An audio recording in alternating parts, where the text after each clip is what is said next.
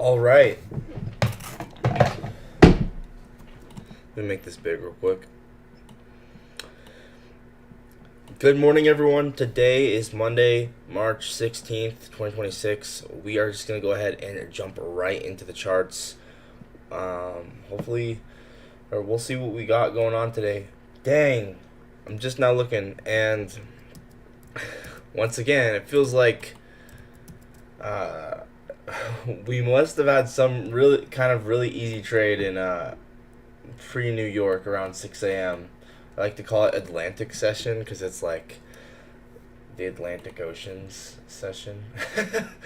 But yeah, dude, we probably had something here. Like, if I'm being so for real, we had a ton of generated highs, and then sweep out of all these lows, and then finally we change state and we go higher. Right? I bet you there was something there. But anyway, it's all good. Let's go ahead and get everything out. Let's get out Discord, Tradeovate, and SP Pro X, and Forex Factory. And yeah, hopefully you guys are all doing good. Let me know what you guys are thinking for today. I want to hear your thoughts. Should be an interesting day. So, and we'll go top down. Let me get this. I don't know why stuff isn't pulling up here. Okay. Forex Factory, Discord, and Tradeovate. Perfect. Okay. So I guess let's start out with news, if there's any news. Orange folder news at 8:30. We could mark out that higher low. It might be helpful. So let's go ahead and screenshot that.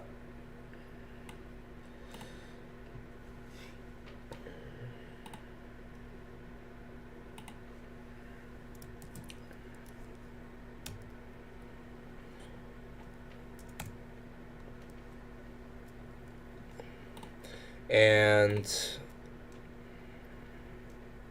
cool. Okay. So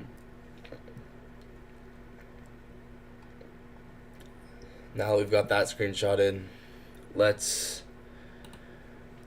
pull up SP Pro X. That's the last thing I need to pull up, and then from there we'll start going top down.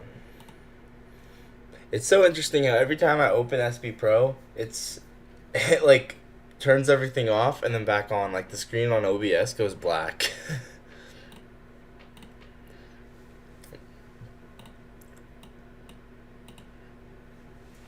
But yeah, hopefully you guys are all doing good. Let me know your thoughts. Let me know what you guys are thinking.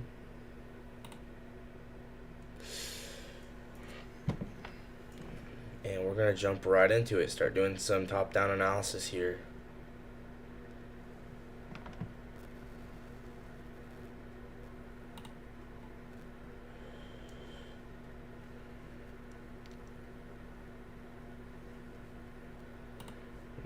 Let me make sure my risk settings are set. The loss limit.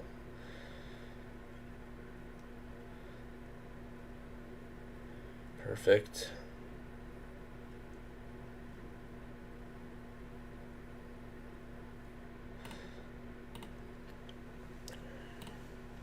And then, yeah, okay, we got Tradeovate pulled up.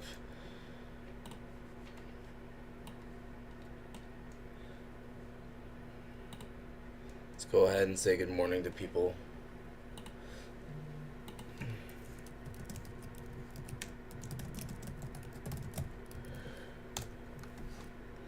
And yeah, we checked the news.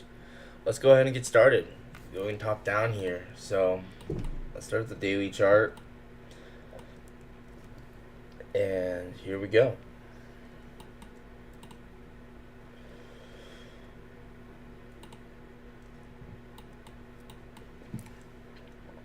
Let's get out my journal. Monday,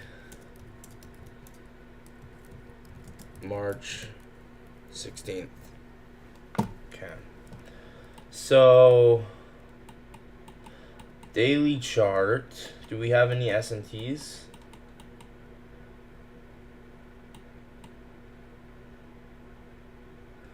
Ooh, we still have SMT with YM with this low here, right? We still have that. You see that? That's not broken. So something to consider is that, and then also this rejection block. Might be better to look at it on the 4-hour. Just kidding, there's no 4-hour rejection block. So could be Phoenix here, right? Because at this point, you know,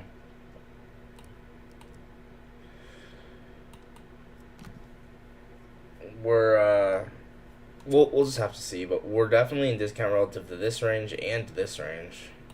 Could be a higher time frame Phoenix entry. You never know.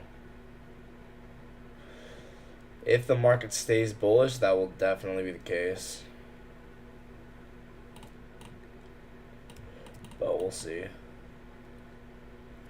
So yeah, daily rejection block.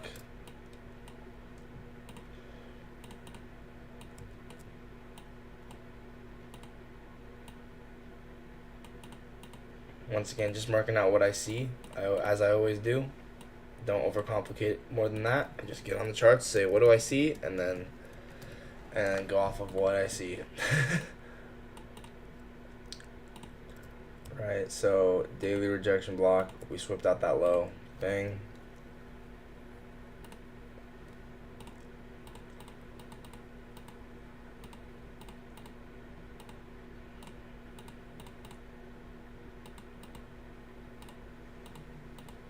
So it's definitely possible it could be a Phoenix model right here on the daily chart. Definitely possible.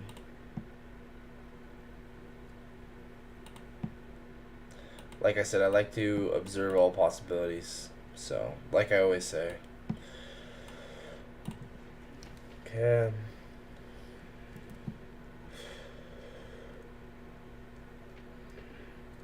Where's the box?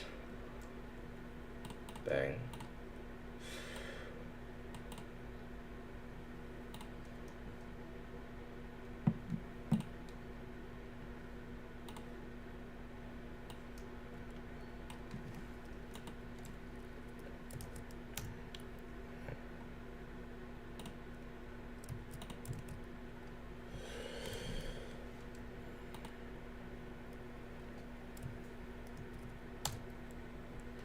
Right, it's possible that we could be getting that. So because this SMT is still holding. Now, I guess let's go to the 4-hour. So 4-hour, we have the rejection block on the daily chart that's being used, and we filled the new week opening gap. Looks like we've inversed this gap here. Obviously these, if we come up here, will eventually be low resistance. Once again, this right here, this is true month open. We did just take that.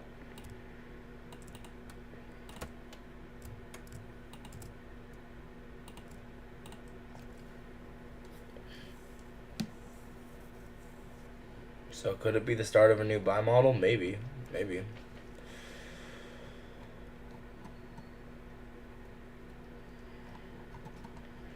Once again, just gathering information here.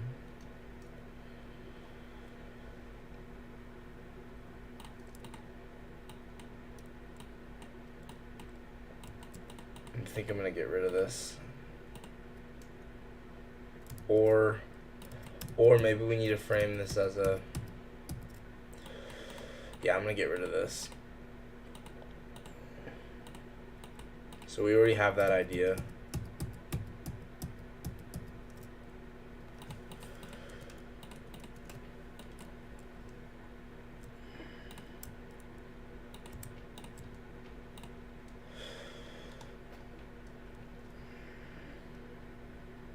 So where's that? Okay.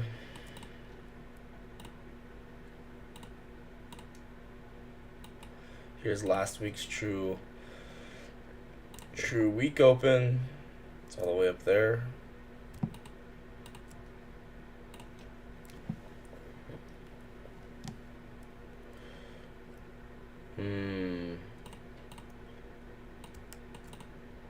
Okay.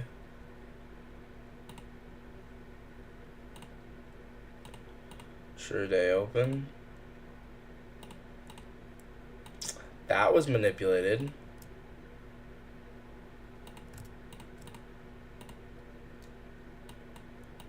So true month open was definitely manipulated. True day open was definitely manipulated. We keep manipulating true opens to the downside and then expanding higher.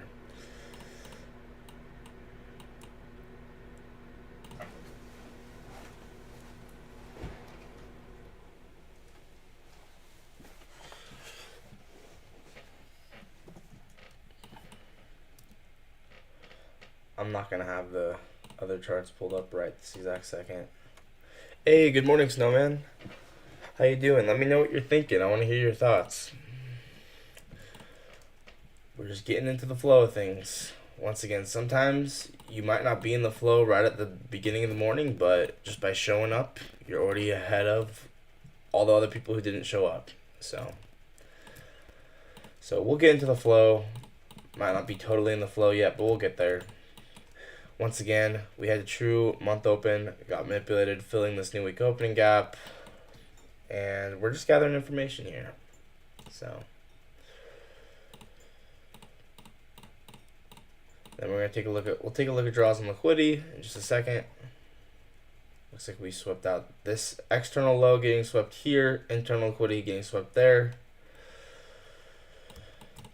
Let's look at draws and liquidity. Oh, I wonder if there was SMT with this low. That would be pretty nice. Hang on, let's check that.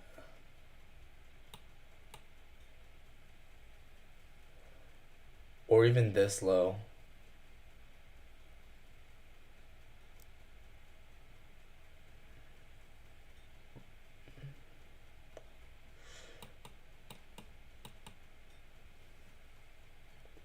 Looks like there's SMT with this low. Very subtle, but I mean, it's not the most obvious SMT in the world, but it is there. My indicator isn't catching it, but I don't know. If it's not obvious, maybe I shouldn't be using it, but it's all good.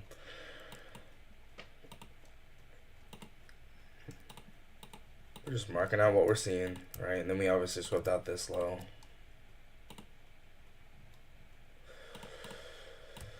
I don't know if that was a specific low or not. It might have been like a New York AM low.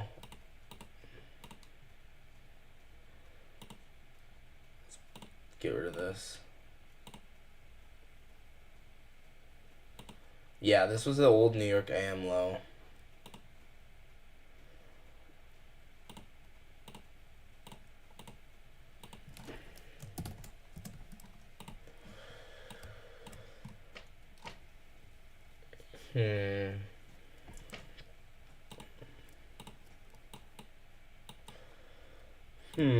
And then we had an internal sweep of London, of yesterday's London. Not yesterday, Friday's. You know what I mean.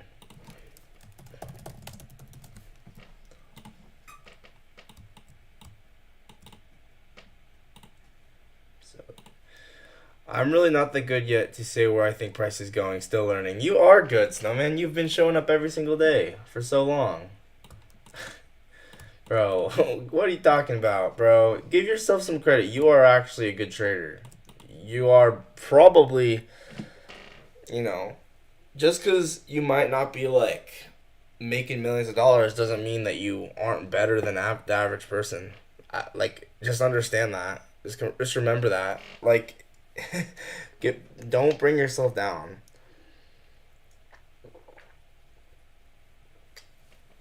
Because it's really only the top 1% that are making the millions of dollars.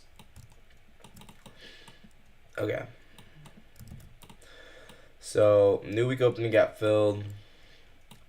Internal sweep of London. External sweep of Asia. I mean of an old AM low.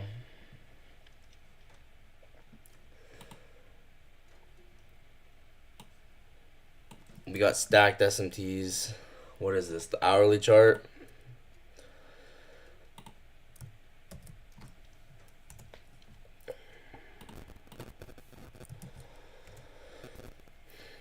So yeah, external sweep of old AM lows.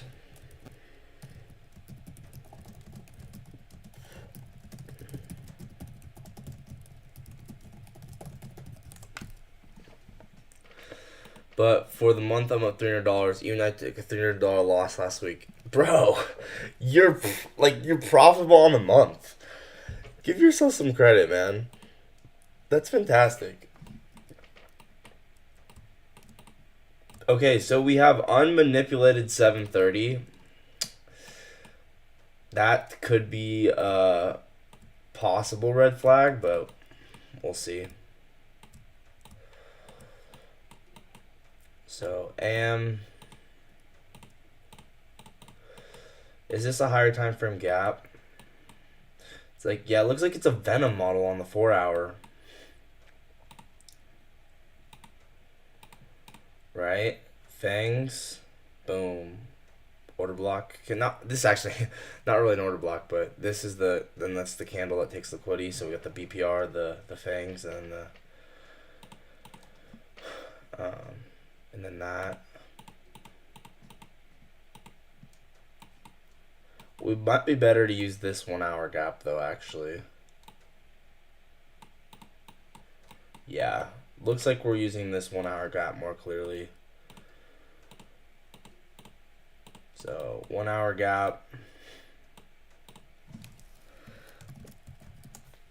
Let's see if this aligns with the 5-minute. Obviously this model already occurred, but you know, maybe it could be a little helpful.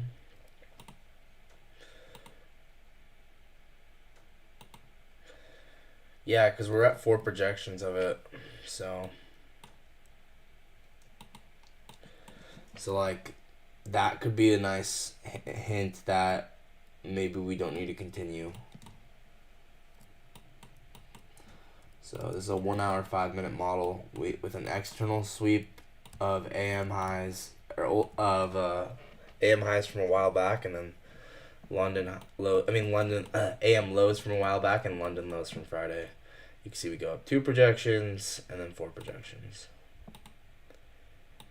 So this buy model could be temporarily could complete.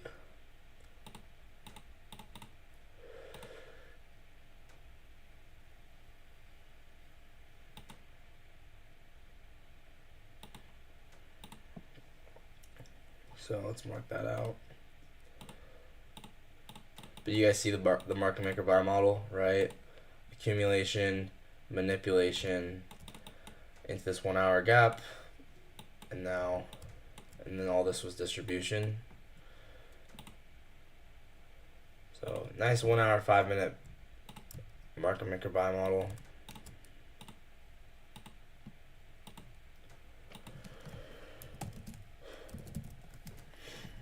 Very nice, actually. This is, yeah, super textbook.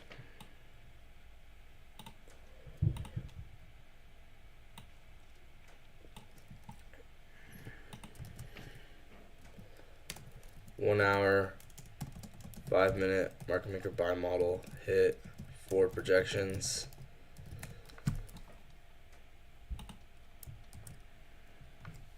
These 1-hour, 5-minute models will sometimes be the most obvious things ever.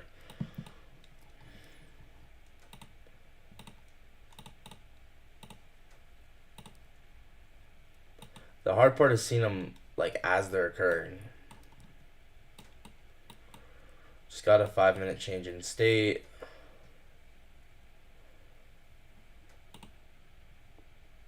So here's 7:30. I guess let's mark that out. We might need to come back down to 7:30.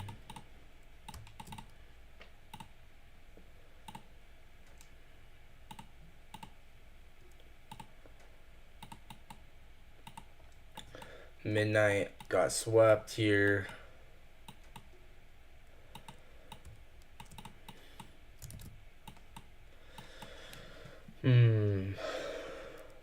What draws and liquidity do we have further to the upside? Only real thing is previous day's high.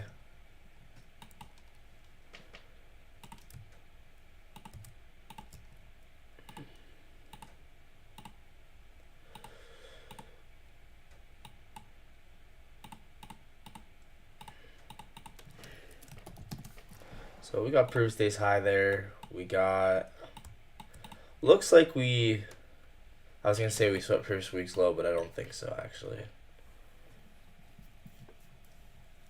Oh wait, maybe we did.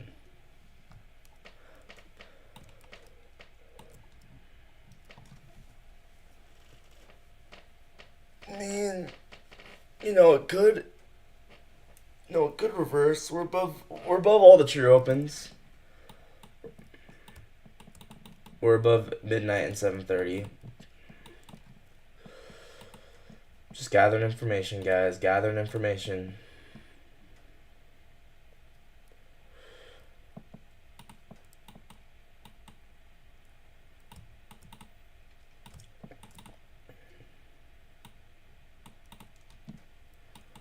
So I'm just gonna screenshot that.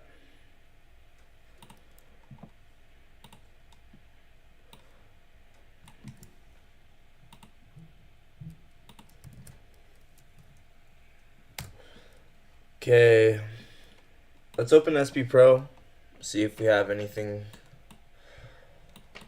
that could be hinting at something. Like maybe we got absorption. We got a 28 buyer at that high. I'm gonna turn this off the seconds chart. Let's at least bring this to the 15-second.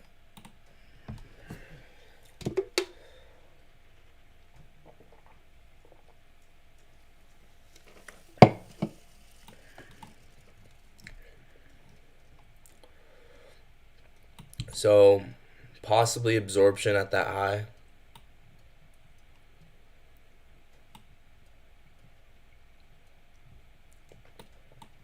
So someone market bought into that high. I'll keep this up on my other screen, or I'll be glancing at it occasionally as needed.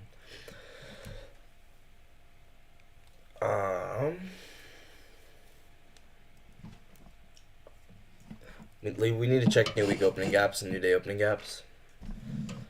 We got 30 minutes till market open. We still got quite a bit of time. We're sitting pretty comfortably here. So, once again, someone market bought into that high.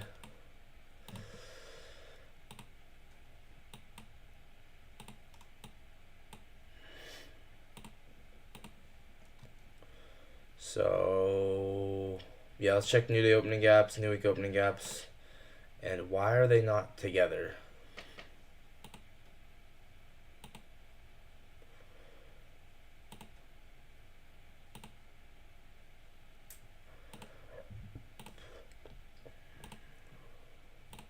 Okay.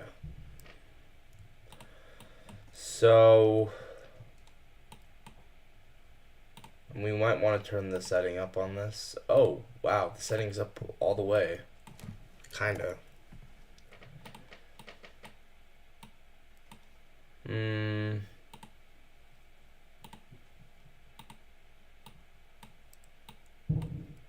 Okay, so we don't really have any.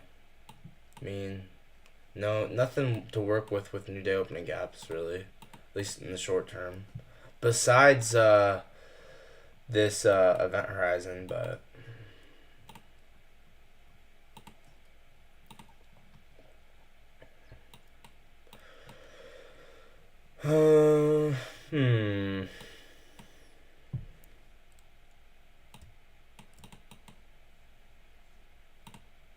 The SMT indicator's on, so if there's SMT, it should be showing up. So I don't know if there's anything super obvious right now. What's this high? So is this the old New York AM high? No, it's not. It would include that. So, yeah, still just gathering information. Yeah, what are you guys thinking? Let me know. Let me know. Oh yeah, let's check for some for value gaps. See if we have any old ones. Okay, so we actually have some first presented for value gaps to work with. This one could be nice. This one could be nice. The PM one could be nice. So I guess we'll just keep that in mind that those are there. Hey, Kalechi's here. What up, Kalechi? How's it going, bro? We're just gathering information. Let me know what you're thinking.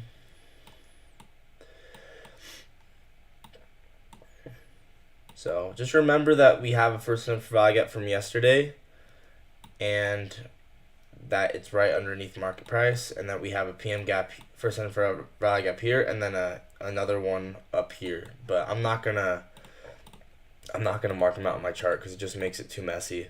Wasn't there a trade to open? Market hasn't opened yet. What do you mean? Trade at open? Open, like, of what? Open of yesterday? Open of open of the actual, you mean the Asia Open? Oh yeah, there 100% was, because like, look at this 5 minute change in state delivering from a 1 hour gap. I was just talking about this. Future Open. Yeah. So I was just talking about this. This is super textbook, right?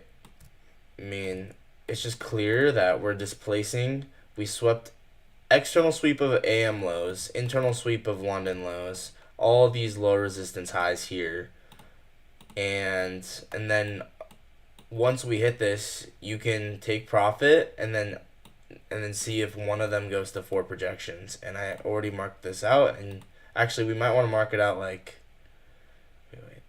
yeah, like this. And you can see that one of them, we do end up going 4 projections. So you could have honestly gone, but realistically though, I would probably just take this up to the LRLR. That's the high conviction target. But yeah, this 5 minute change in state off the 1 hour gap was nice. And then you can go break even relatively soon. So yeah, you're absolutely right, Kalechi. Absolutely right. So now, yeah, we're still just gathering information. I guess let's check stat map for New York session.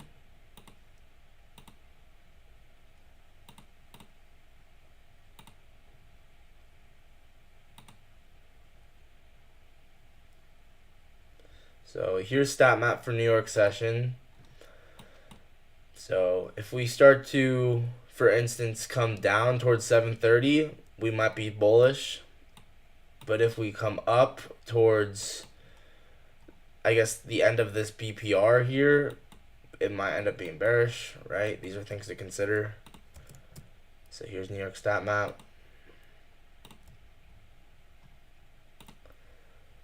So just kind of remember that in your head, like, that we might, like, a lot of stuff you look at, but you just want to keep in your head. You don't really want to mark it out on your chart. But just remember that the statistical manipulation level is kind of near 730.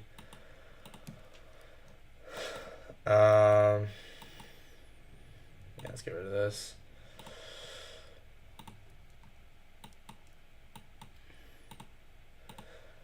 I will admit, though, this BPR, it's possible that it holds. So we might want to mark that out. 15-minute BPR.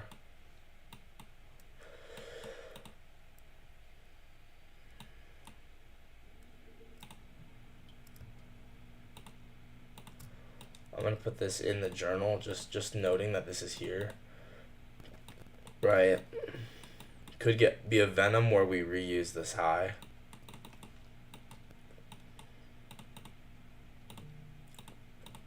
But I think at the end of the day right now, we're just watching and waiting and observing price.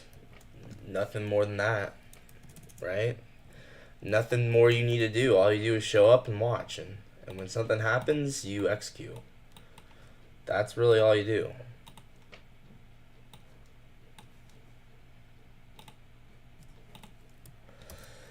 Yeah, we got that 15-minute BPR above.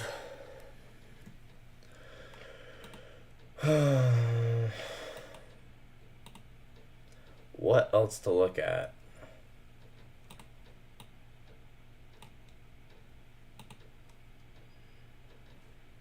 Hmm.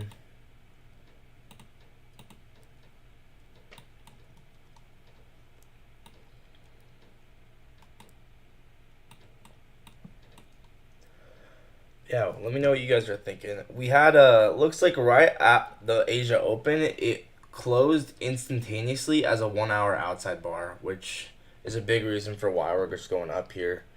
Also, looks like we had a pin bar here. Curious if that was delivering from a new week opening gap.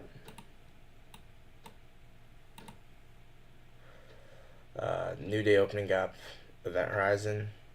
Looks like John's bearish. Yeah, I haven't picked a side completely yet. On one hand, we did have overnight a 1 hour 5 minute market maker buy model, but that has hit 4 projections now, so that's typically the max extension, right? So I am just kind of just open minded and just showing up to the charts, and seeing what if we can take it. Or if a trade comes to me, then great. If not, then if I don't see anything, then as always, I won't participate, right? It's just that simple.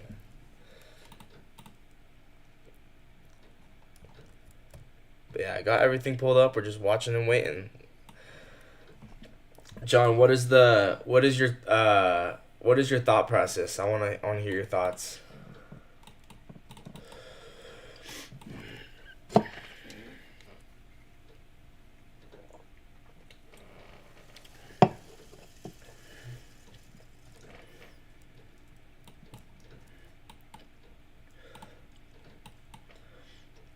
So we might end up using that BPR. Well, I don't want that out. I don't want this out.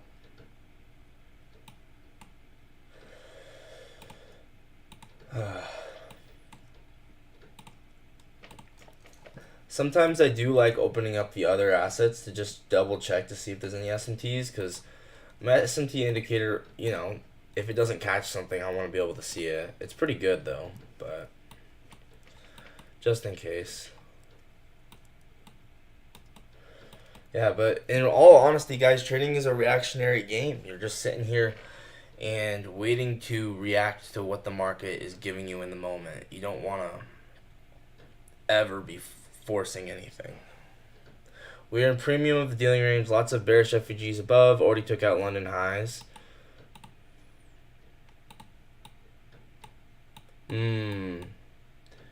Yeah, I totally get that logic. Only thing I'm thinking or I'm wondering is, for me, right? I'm looking at the high time frame. I see we still have SMT with YM with these November lows, and then a low time frame SMT with ES with this low. External sweep of AM, internal sweep of London. We just manipulated the true month open here, and then manipulated midnight to the downside. So it's possible that it's just higher time frame bullish up to previous day's high, because especially with these highs up here, like if all of this becomes low resistance liquidity later this week, that could just become the target. But in the short term, it might end up needing to come back to 7:30 or midnight and whatever, right? I'm open-minded. So this right up here could be an LRLR run later this week. And it looks like maybe there might be like relatively equal highs.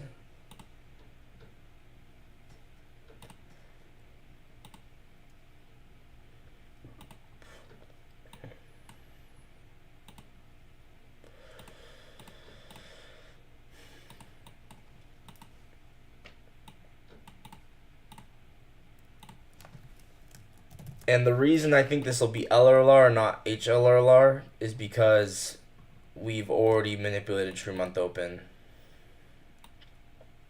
Oh, we should check the RTH gap. What am I doing? That should have been like one of the first things I checked.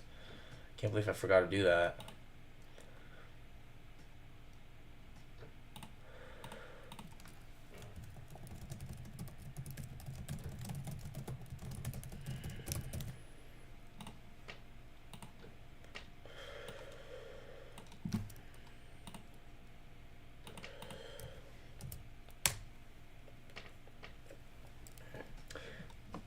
Yeah, that's what I'm looking at as well. That the 15-minute BPR, we might sweep liquidity into that, but yeah, I'm still just gathering information, right? And I'm trying to be objective and just be reactionary. So it's not easy, not easy. If I don't see anything, I won't do anything. Period.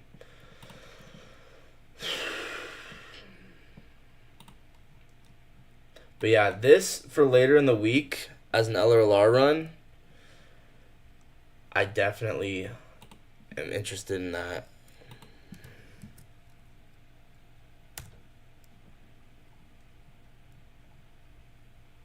Oh, whoops! I accidentally posted that twice.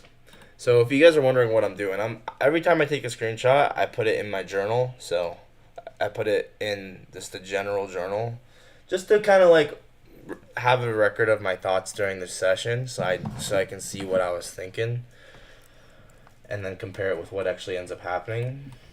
It's helpful for journaling. So I'm gonna take another look at SB Pro X. Oh yeah, we need to check the RTH gap. Wow, we're gonna form a massive RTH gap to the downside. So something to consider. So I'm gonna get rid of this and this because this kind of already happened, right? But once again, like I said, that model's been complete, or at least up to 4 projections, it's been complete. Here's the RTH, where the RTH will be. So that will open to the downside here. So future RTH fill will be to the downside.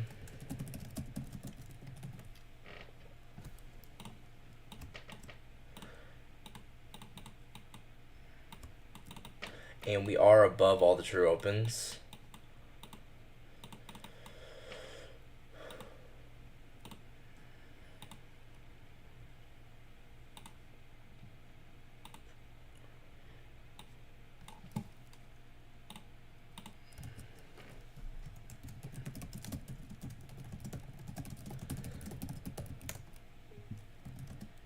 But it's important to know but it'll be a pretty wide gap. Sometimes if it's too wide, it doesn't get filled necessarily right away, or if it does, it usually it'll get filled partially.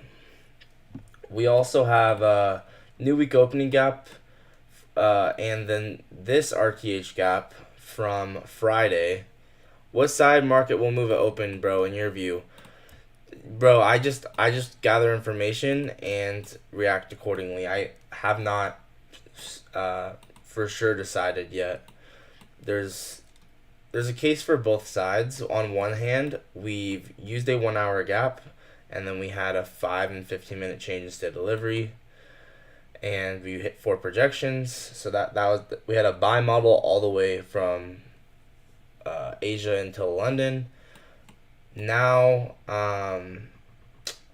but now we've hit 4 projections of that model. I'll show you over here.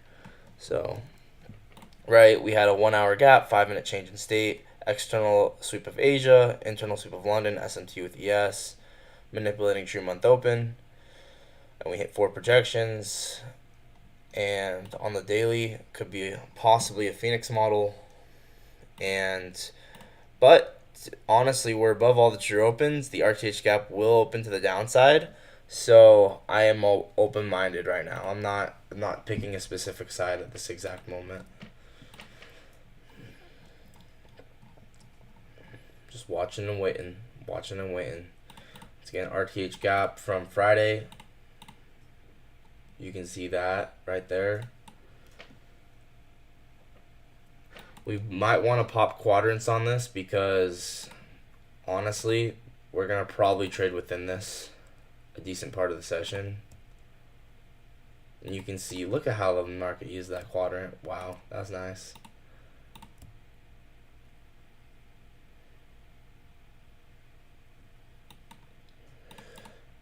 So this is Friday, RTH gap. Once again, you just gotta show up, and then the trade, if it happens, let it come to you, right? So Friday RTH gap. Honestly, we should make these a little bit lighter.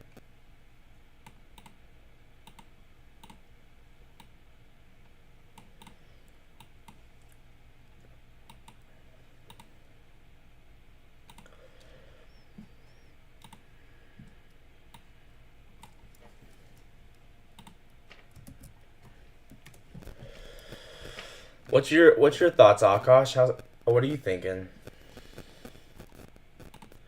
Let's check the hourly chart. This is a hourly BPR, right? No, 2-hour BPR.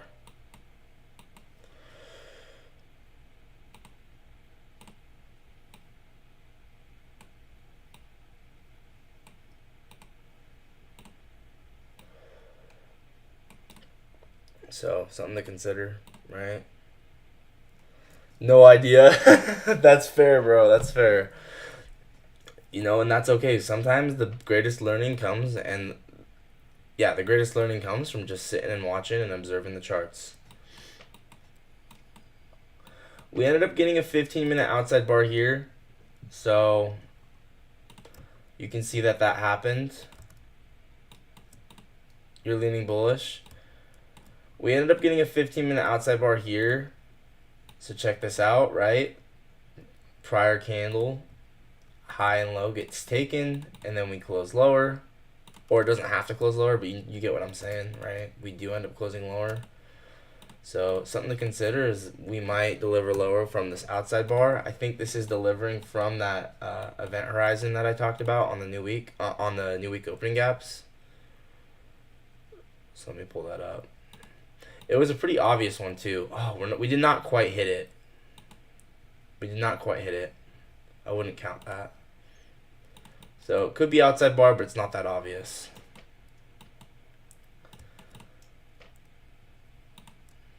But we did have absorption at the high.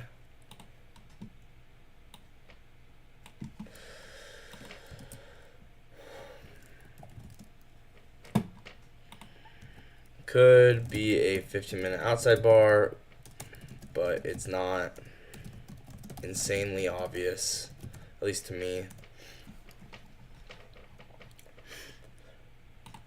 But if it did go lower off of this 15-minute outside bar, then I guess let's project it. Once again, we got 10 minutes till market open.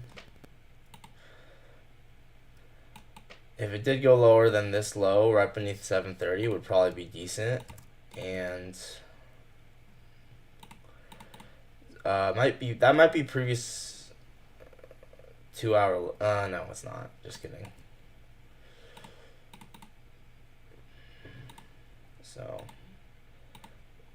right, that could end up being a target.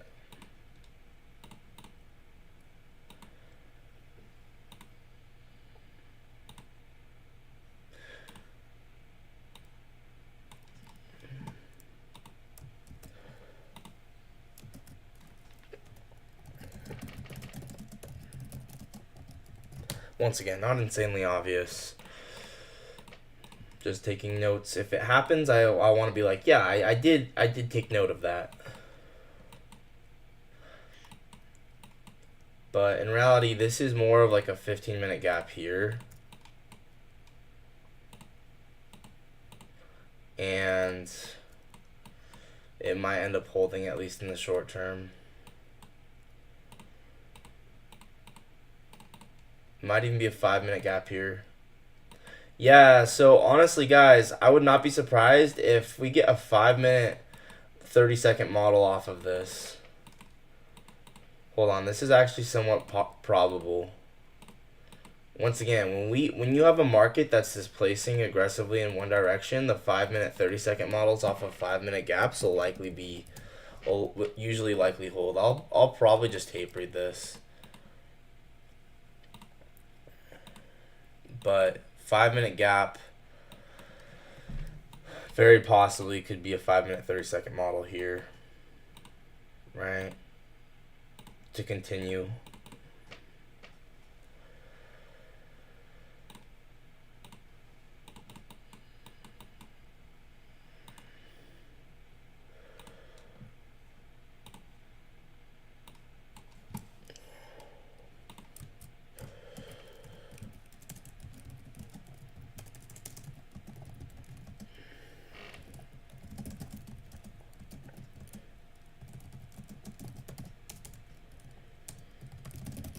And it's also possible that... Oh, Akash, you're leaning more bullish? Yeah, we just got a 30-second change in state off of this. And looks like there's LRLR here. Market's opening in 7 minutes. So you can see this market maker buy model with Phoenix entry. Right? Here's the rejection block.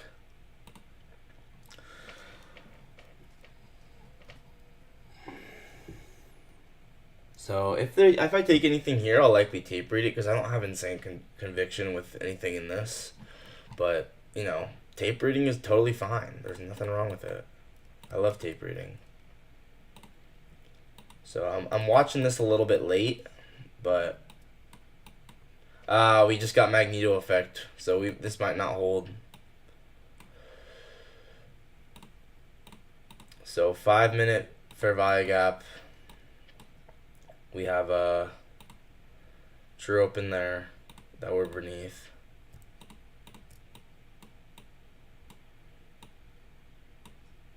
But I mean, we'll see. We'll see. It could just use this gap and then we go higher, but we'll see. Honestly, I think it's more likely that we're just gonna keep this generated for later, and then we're gonna go lower, right? This honestly, yeah, I think that's what's likely gonna happen. What is win rate of Phoenix model? It's more of a high RR model. When I initially made the very first video on Phoenix model, I actually was just going off of what someone else told me that it had a high win rate, but from what I've discovered in my own trading, it's actually not that high win rate. But it's insanely high RR. So once again, you guys see what I was saying about magneto effect, where once we get this bearish S&T into this high resistant liquidity, I'm like, okay, we're probably gonna actually come back to this S&T and take it as liquidity, because once again, if there's the magneto effect is recency of S&T, so if we have a more recent S&T, it's gonna override the previous one. So now we just inverse this to the downside. Ooh, wait, that's actually so clean. That honestly is decent trade right there. That is not a bad trade. I'm gonna tape read it, but I'm not gonna take it. Because once again, if this ends up being a 5-minute, 30-second model, then I don't want to be offside. And we just got magneto effect back up, so okay, actually now that I'm looking at it, I probably would not take it. But anyway, sometimes you just kind of just know what not to take, and right now I honestly don't want to take this trade before market open for sure. Could play out though.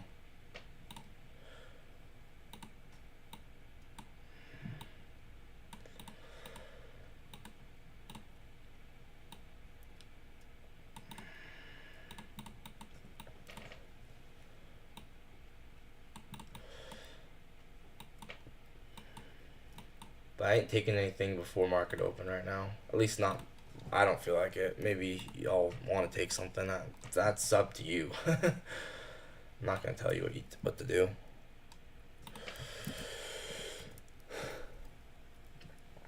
Or could be HRLR now that we got these bearish S&Ts and IPG. right? So we could tape read this going into market open, because once again, it's very possible that market's gonna leave this for later, and it's just generating right now, but it's gonna leave this for later, and we come down, take 730, and then later on in the session we go run it. So market's about to open. Honestly, I think this will play out, and we'll probably run down to at least these lows.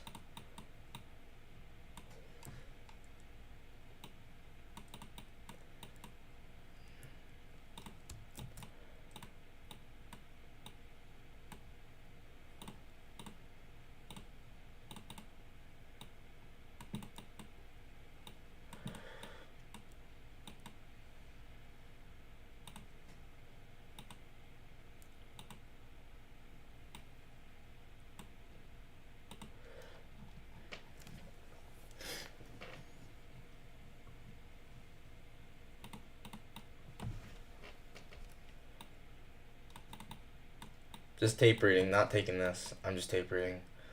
The reason this is nice is because, with market open, usually there's a Judas swing, right? And so if we take the trade in line with this Judas swing, it could be nice. And you could take this if you want. I don't feel like it. Look, it's really low time frame, honestly. I want to get a higher time frame entry with higher conviction. Something like this could definitely play out, though. We just got both these true opens.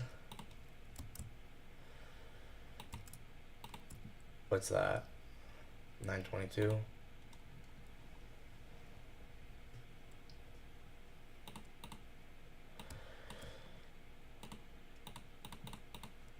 And 928. So we're above both the true opens. Honestly, I think what you'll see is right as the market opens, we'll just dump to go to this. We'll see if I'm right.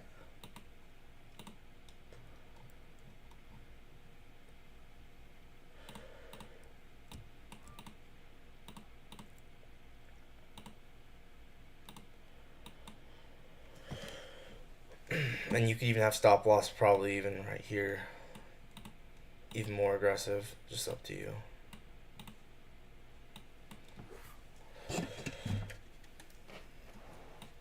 Oh, why is this here, by the way? I don't know why that's there.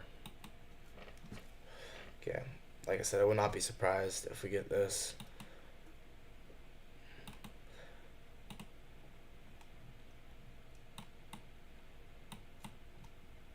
Ah, man, dang.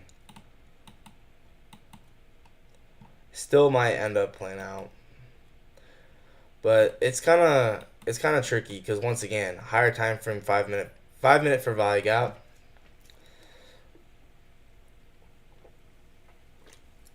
There you go. So this is Cantina kill shot right here.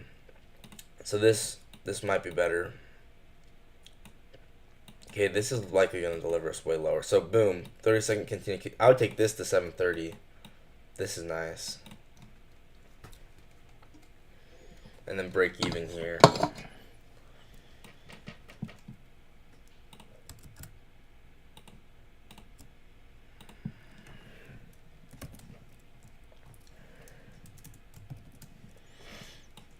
Once again, not taking any of these because it's not obvious stuff.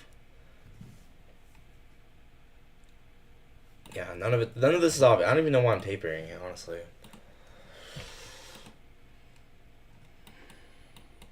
Okay, this 5-minute outside bar, not bad at all. 3-minute outside bar. Oh yeah, look at that. Delivering from that 5-minute gap I just talked about. I mean, depends how bullish the market is. If it's bullish, it might take us up to continue us up to previous day's high.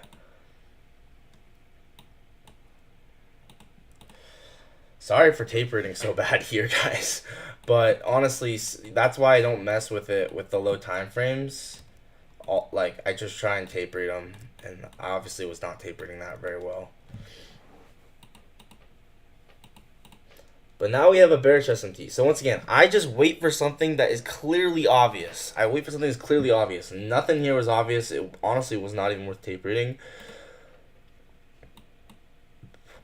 I gotta work on not tape reading when it's just not obvious. Does that make sense? It's something I gotta work on.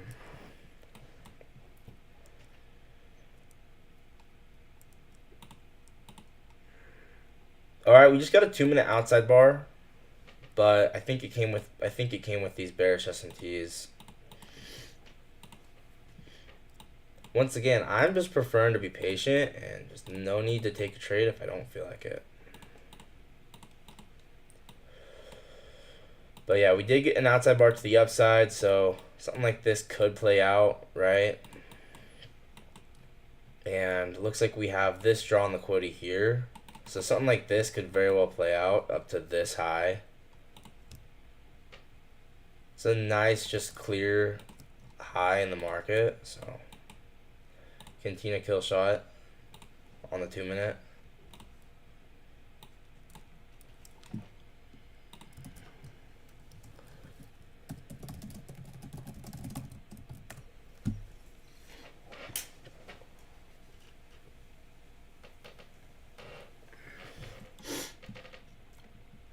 I would not be surprised if that played out at all. So, boom.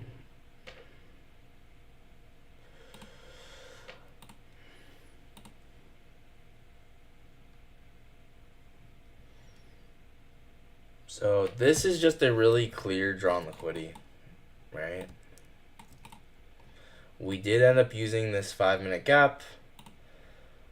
Could have paired this with a 30-second change in state here, right? That could have been fine.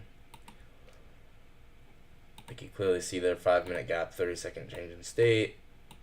We're drawing up to that high. You guys will know when I'm taking a real trade because I'm gonna take it on my Trade-of-8. So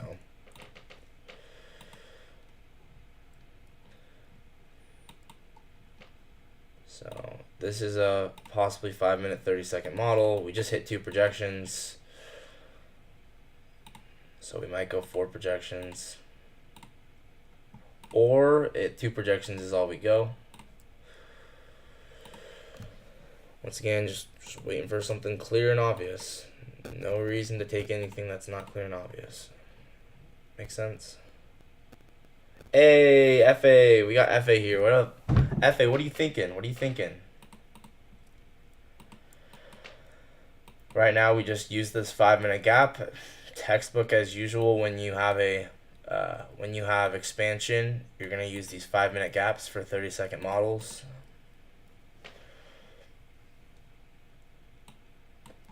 We got possibly this as a high that could be being targeted. I think we just got the 5-minute Cantina. Oh, we just got the 5-minute Cantina. I don't mind that, but we are just so far in premium that I don't want to take it. But we just got 5-minute Cantina. Does that make sense? When you get an outside bar at market open or news, it's gonna be Cantina. So 5-minute Cantina kill shot. Manipulating the true opens.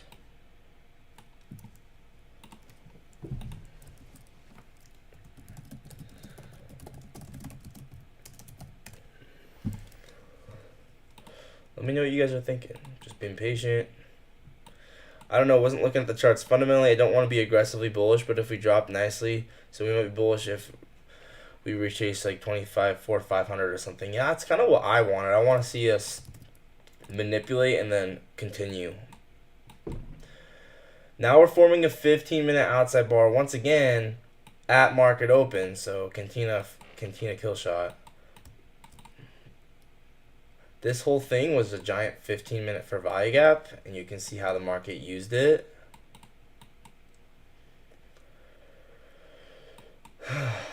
So a giant 15-minute outside bar forming here. We should really be looking at SB Pro because honestly, with these moves at market open, SB Pro X is going to be one of the biggest edges that we have because we're able to see the biggest market orders and see how the market uses those. We even form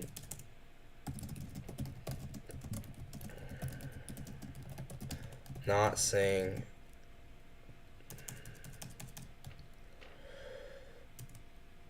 Just observing.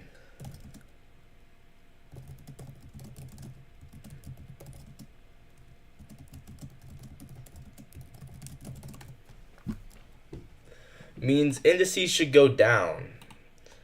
Yeah, I could see it. Let's recheck session stat map, right? So we just went to our session statistical manipulation level. Oh no, our opening range statistical manipulation level. We got our session statistical manipulation level here. So just remember that that's there, right? You know, if we do come up, sweep that high, it could end up being a possible short.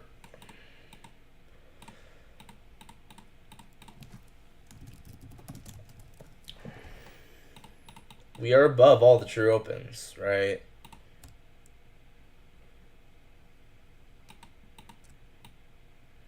And then here's the opening range.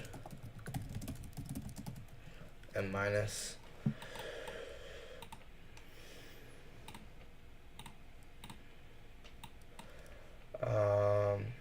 Any other RTH gaps? Once again, we have this old new week opening gap.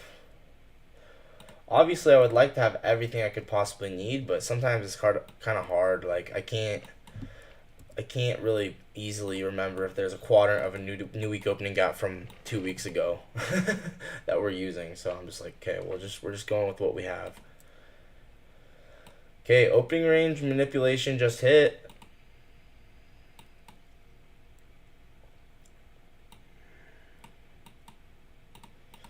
We just got bearish S&Ts. Once again, we still have this drawn liquidity above. I really don't know what it is or if it's significant, but it's above. First presented for value gap. Do we got it or no? Really? We don't have the first presented for value gap yet, so something to consider.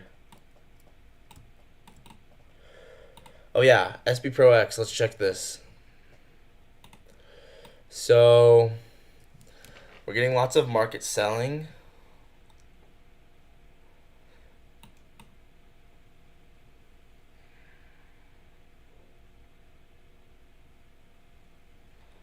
No 100% clear absorption, besides maybe if this is absorption, but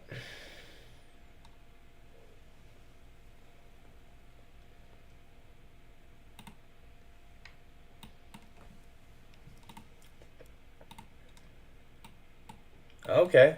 We got market open lows, right? Nice market open lows. Definitely could be a draw on liquidity, right? As you guys know, market open will leave these really nice wicks, and they are really nice draws on liquidity. So something to consider. Looks like we already got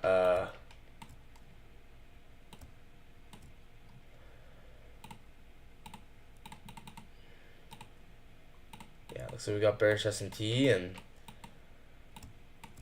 we already got a change in state of delivery. So there could be something here to the market open lows. But then again, it's a giant wick, which means it's a rejection block. So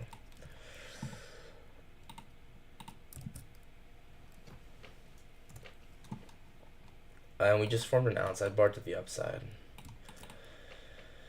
Any new and there's no internal sweep either, so it might just be bullish. Any new true opens? You made profit? Let's go. Let's go. Yeah, I'm glad you're trusting yourself, John. That's the most important thing in trading, is trusting yourself and only executing when that's the case. You shorted that? Nice. Shorted 30-second IPG out of BPR. Oh, this. Oh, dope, bro. Good.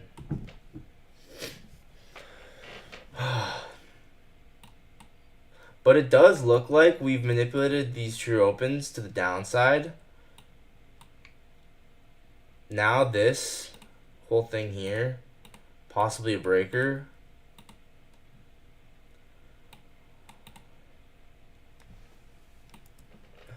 only 2 micros. That's I mean, bro, to only 2 micros is great.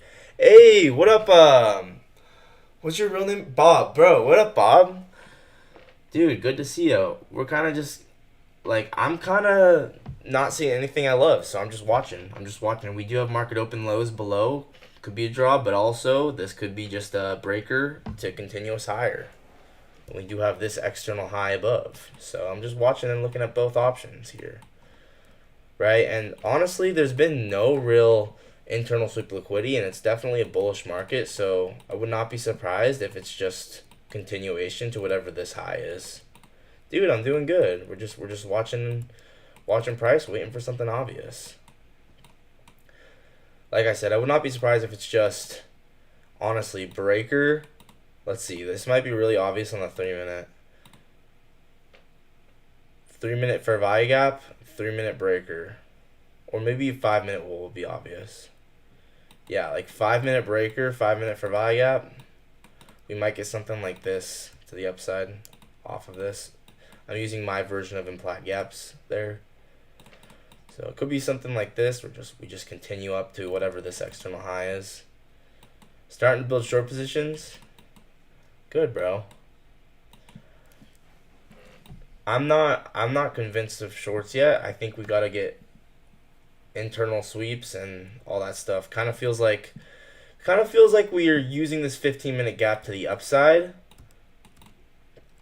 Yeah, I think eventually we're gonna go lower, but I don't think it's right this exact second. It might be like 10 a.m.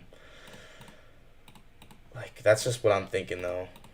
Once again, 15-minute for value gap, and then like a 5-minute breaker for value gap.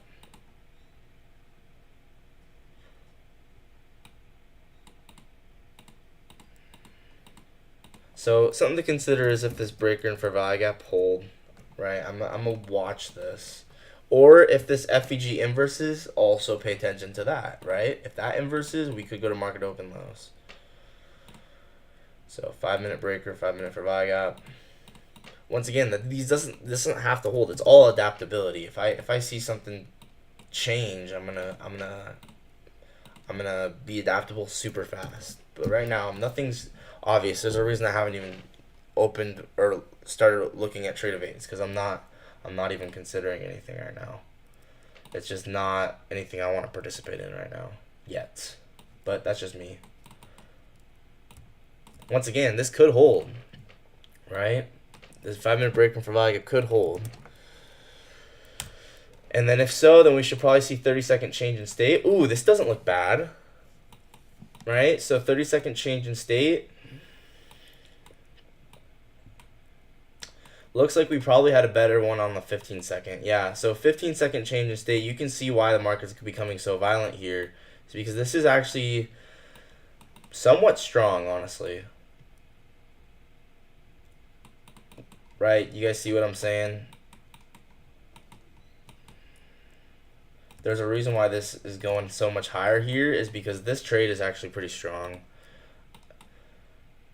Once again, 5-minute breaker, 5-minute for value gap. And then let's get rid of this and this. Yeah, that was not bad. Taking a 15-second change in state or a 15-second inversion off of this 5-minute breaker and 5-minute for value gap with the idea that market open manipulated and then we're going to continue here. So I would align this 5-minute breaker and for value gap with this inversion here. And then go break even at this high. If I was taking this trade, right? Which I'm not. But if I was, then I would take this like this and then break even. 24728. Yeah, I think that's a very logical draw. I'm looking at that and session manipulation level. So nice little flow state here aligned with a inversion for value gap off a 5-minute breaker and for value gap.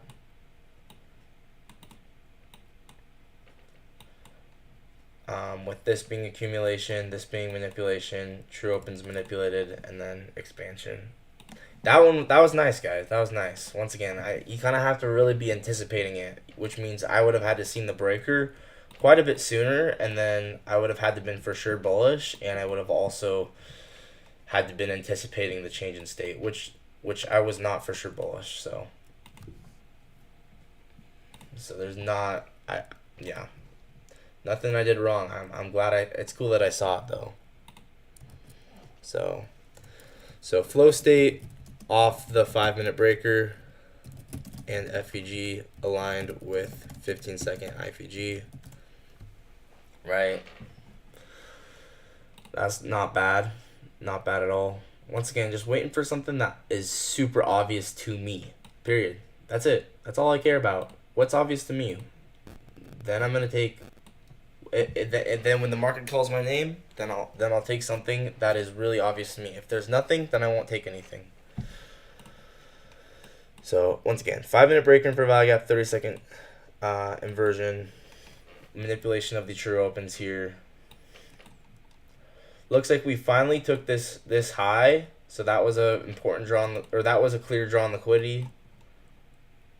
Right, we finally just took it.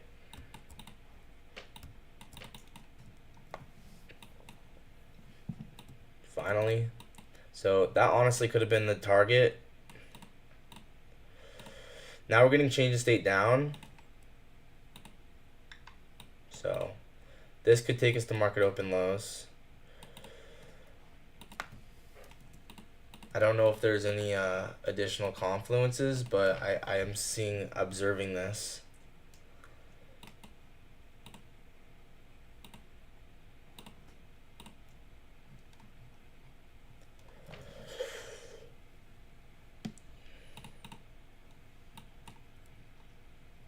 So yeah, external sweep of whatever this high was.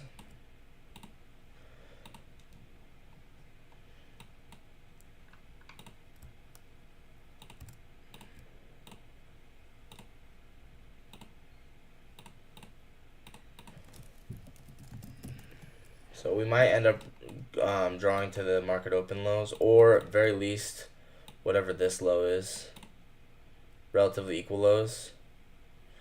Yeah, I mean, this could be a nice scalp towards these equal lows. Something like this.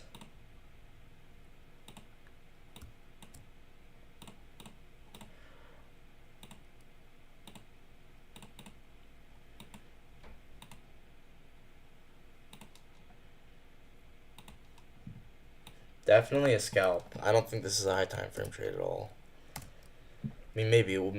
Who knows? What if this is the high? But we'll see.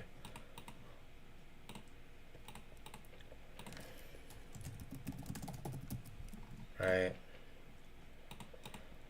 Once again, this was a pretty clear draw on liquidity. We just swept it. So we might get something like this. I don't know. I kind of want to see us come up and hit session stat map. I don't really feel like tape reading this right now. It's not good enough for me. I don't know. It might work, but I really don't want to tape read right now on that trade. Especially with it so bullish.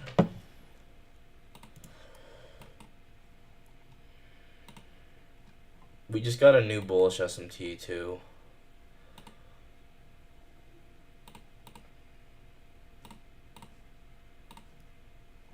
I wonder if we have any, like, obviously we're not using this that I thought we were going to use. So do we have any other RTH gaps that I can use for quadrants or new day opening gap? We got this RTH gap. That one's super big.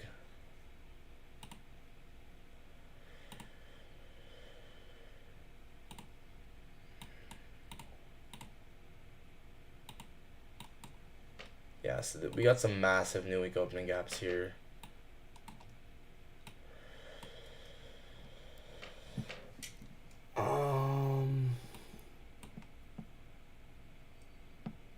Oh wait, we have a somewhat nice new week opening gap right here, actually.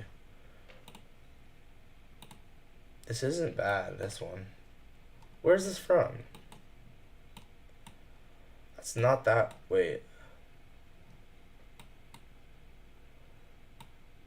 Oh, am I just looking at the overlapped gaps? Never mind. Never mind. What about this one? Oh, that's all the way up there.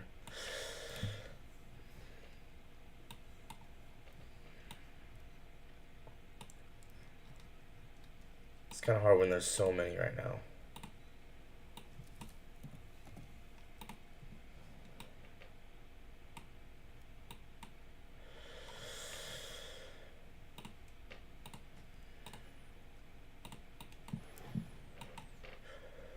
Well, once again, I said that you could take the outside bar. It's just that's not for me. Ooh, what's this? We're about to inverse this to downside. Market open lows. Not a bad draw on liquidity. This isn't bad, but I don't know. If it's bullish, it could fail. Definitely.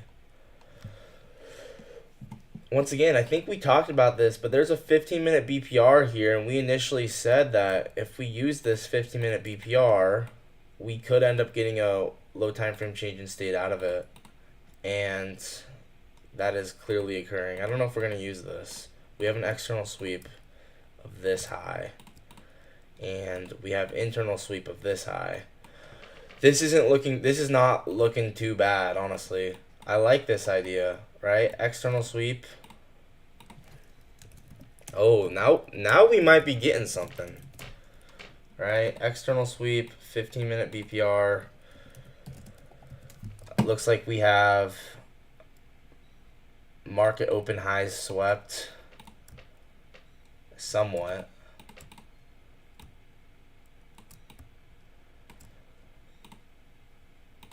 Use of opening range manipulation, statistical manipulation.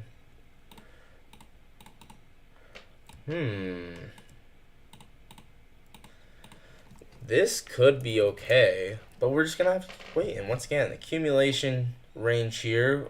We might want to do range projections of this.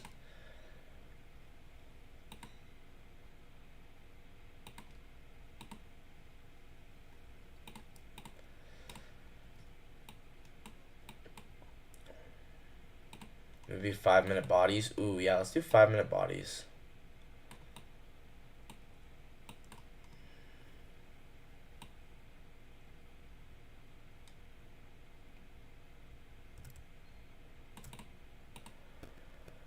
Wonder if it's better to market it like this.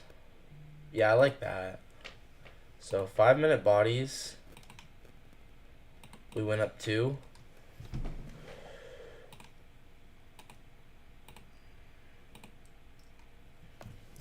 Yeah, there could be a sell model forming here.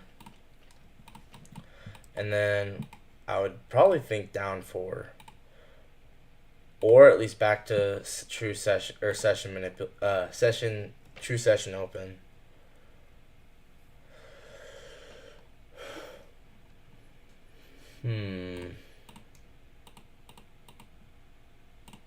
Whoops.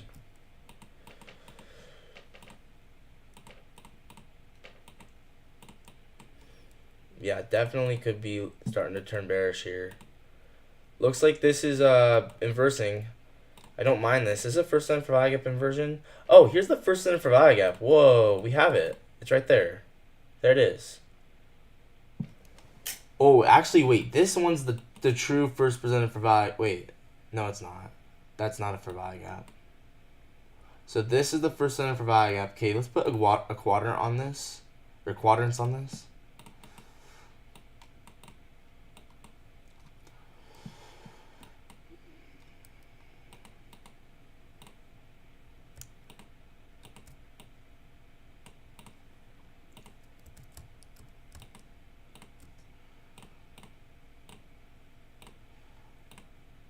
What are you guys thinking?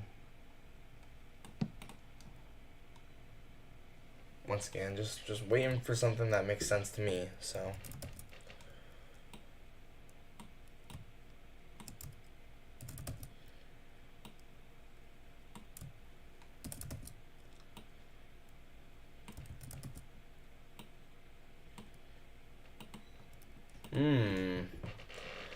The 5-minute Fair value had the first val at the 9:30 opening candle. Oh yeah, that's true. That's the first 5 minute one. I usually look at the 1 minute one. I don't really care too much about the 5 minute one, but that's just me. I'm sure the first 5 minute one you could backtest that, but I just don't backtest that. I only backtest the first 1 minute one.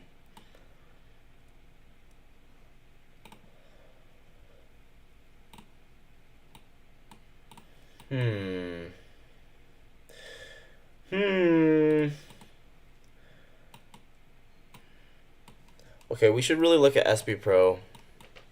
We just got absorption of 20 cons.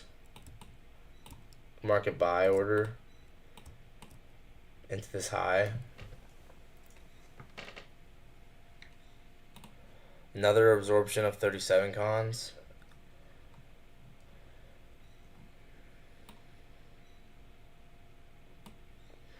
Okay, we might actually want to pull up that New York statistical manipulation level again.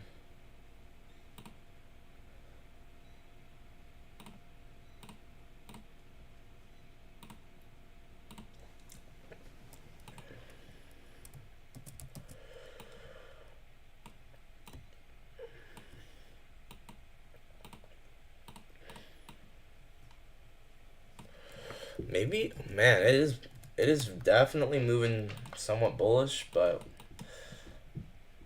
we'll see.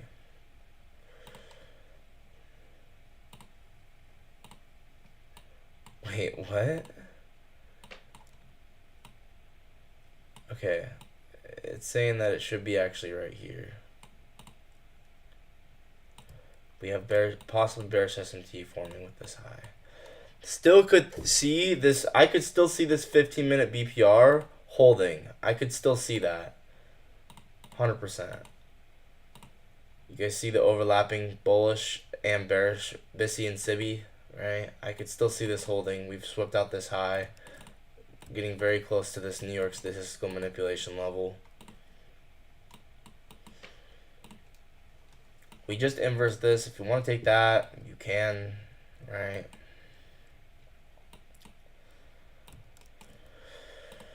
Do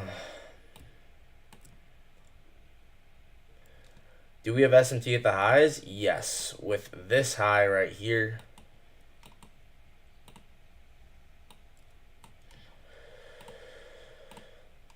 Oh man, I'm just trying to be patient to find something I truly love. It's hard, guys. It's hard, and sometimes you might not get that thing, and that's okay. And you just do nothing. Oh, violence. Ooh, whoa, whoa, whoa. This inversion. It's kind of textbook a little bit. It just kind of depends. I guess the problem is we are wicking into the first minute for value gap. I don't know. It's a little suspicious, the fact that we wicked into it. And if this is high resistant, then we might just continue up here. Yeah, I don't know. It's not. It honestly doesn't look like a sell side of the curve yet.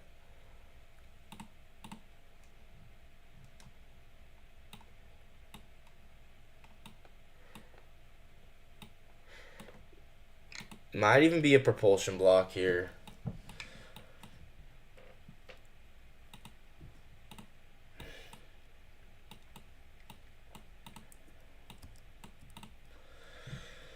Yeah, I mean this is order block vibes.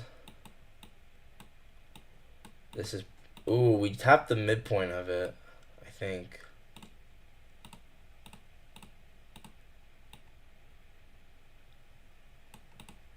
Oh, we should have a new true open. Maybe two new true opens. We just manipulated it.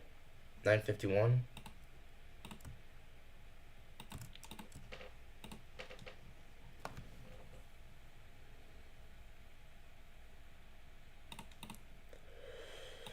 Yeah, look at how we wicked into that first percent for value gap, and then also propulsion block.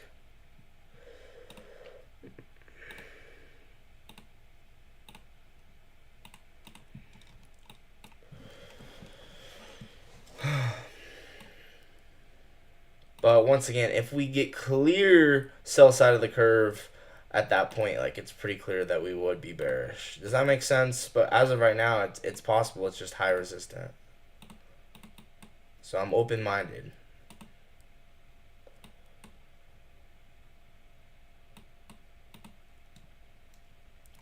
Looks like we're inversing this the upside. This isn't bad. This isn't bad, especially if you just take this as a scalp.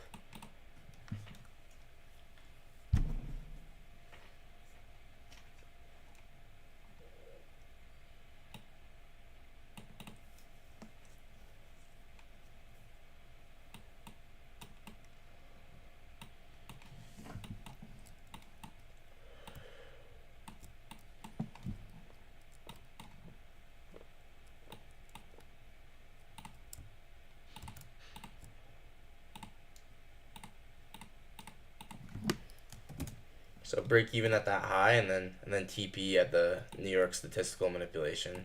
That's what I would do if I was taking it. Which once again, I'm not, because it's just not. It's nothing super amazing. I'm just waiting. It's just where I'm at right now. So.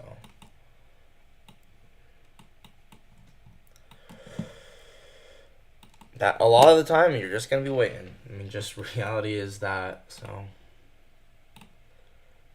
I just show up and then sit here, and then if there's something that's amazing, truly amazing, then great.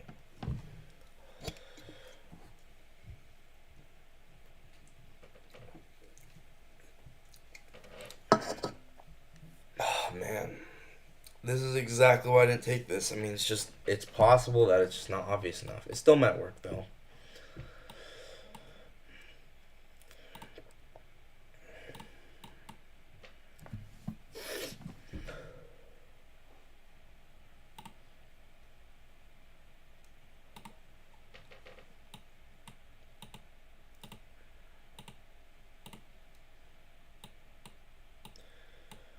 I mean, this whole thing is a very obvious accumulation. You have to admit. So why would I be longing above the accumulation? It doesn't make a ton of sense. So I'm gonna get rid of it actually.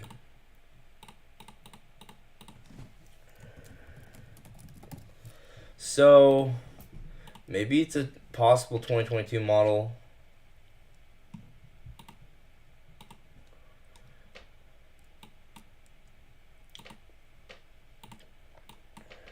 Finally getting to 10 a.m. here.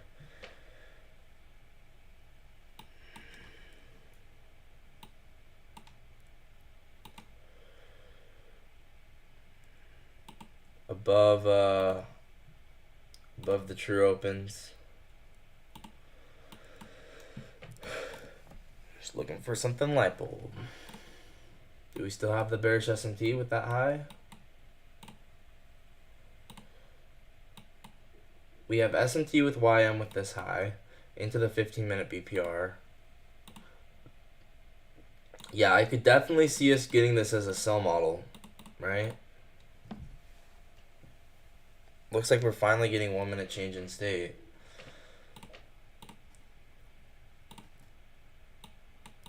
Okay, I don't mind this total. Okay, this is not bad.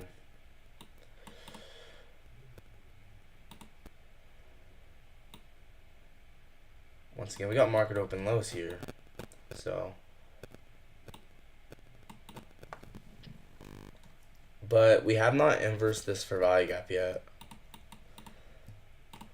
So,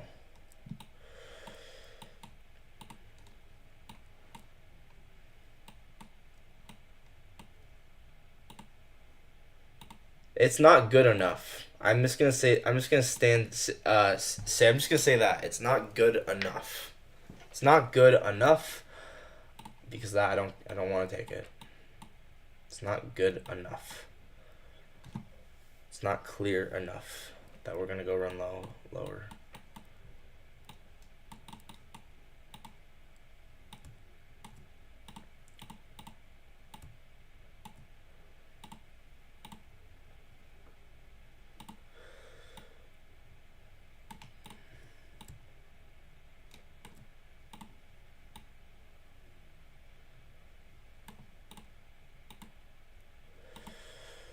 Oh, this is hard. What are you guys thinking? Let me know. Let me know. It's not easy. Is there anything else I should be looking at? Do you guys see anything? Like new day opening gaps, new week opening gaps? I think we mentioned there was an old first in for value gap from a couple days ago that we might want to remember. I think it was above the market. Oh, it's pretty far higher. It's pretty far higher. Let's check SB Pro.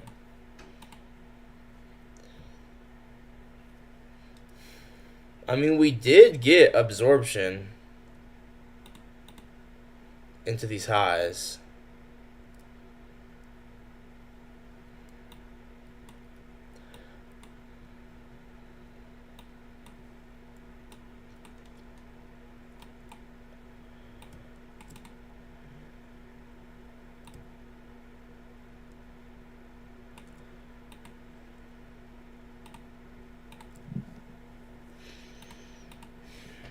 Alright, we just tapped New York statistical manipulation.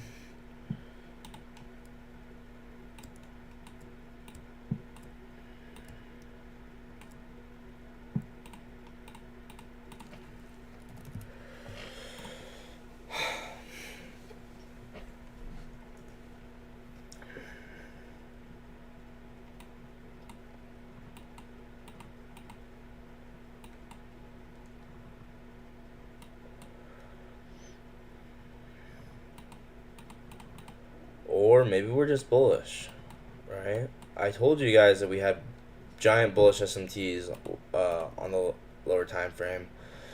Oh wow, look at the 30-minute outside bar. It might just be bullish.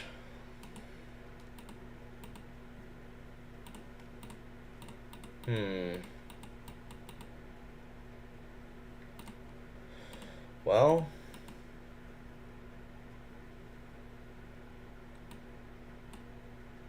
we'll see. Actually, there's a low time frame inversion. It's pretty high RR.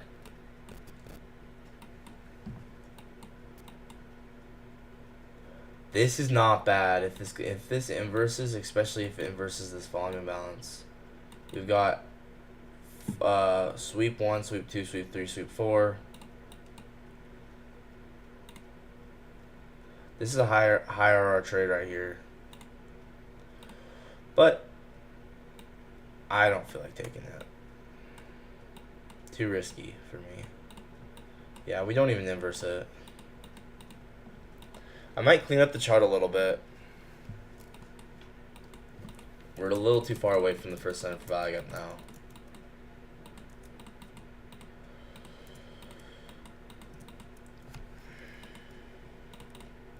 Okay, cleaning up, doing some cleanup here.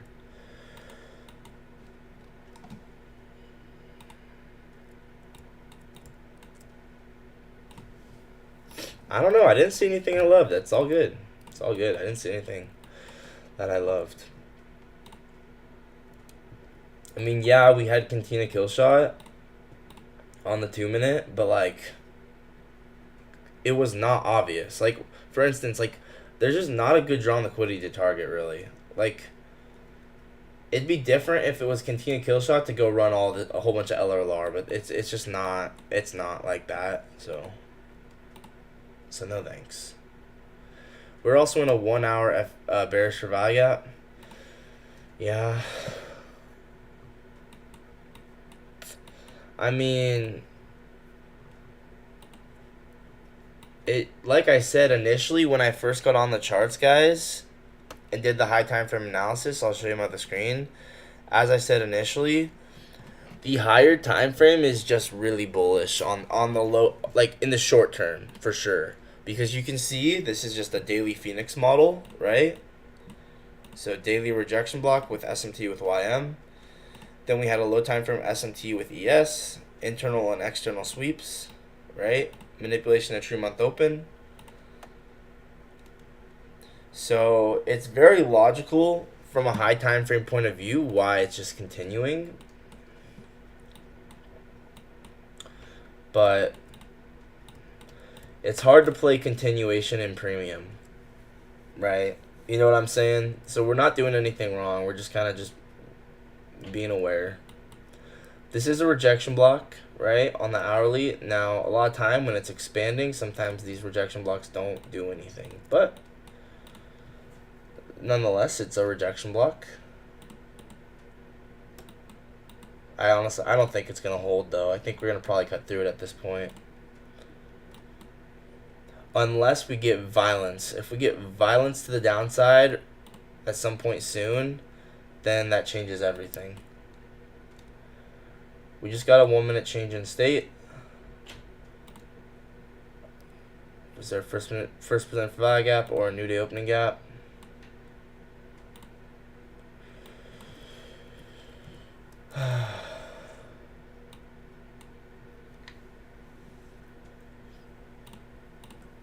Dude, I've just been watching and waiting, so there's nothing. It's just chugging along to the upside.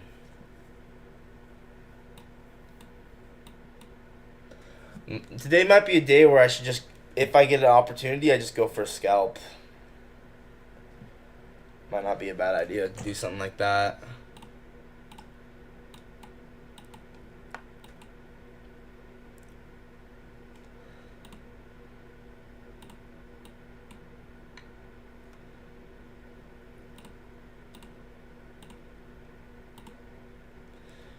It does look bullish.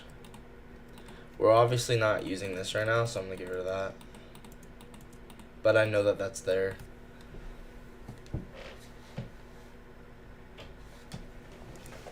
Well, guys, I'm trying, but if I don't see anything, I'm not going to do anything. That's just the reality of it. That's a pretty nice pin bar. Honestly, if this was a precision swing point, especially with it being at 10 a.m., it kind of depends if we're delivering from something, but for sure it'd be good for bias. If there was a precision swing point here, meaning S&P or YM was a red pin bar and NASDAQ was a green pin bar, that'd be strong, especially for bias, right?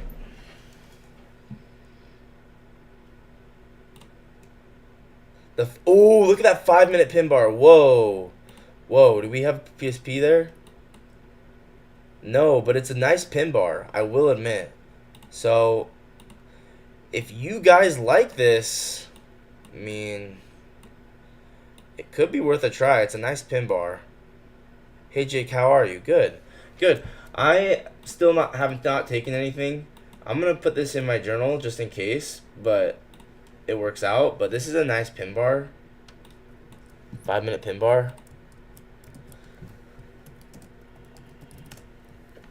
It could play out. That could be helpful for bias.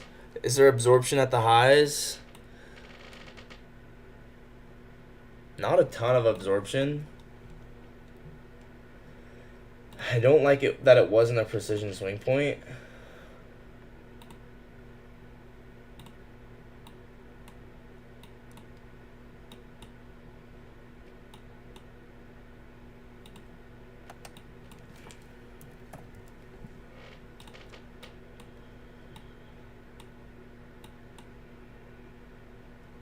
And I don't like that it's against higher time frame. So, it honestly might fail. But oh yeah, I kind of ignored you. Sorry. How am I? I'm good. SNS, I'm good. You taking any trades today? For me, I've just been watching. And I haven't seen anything I loved, so I haven't done anything.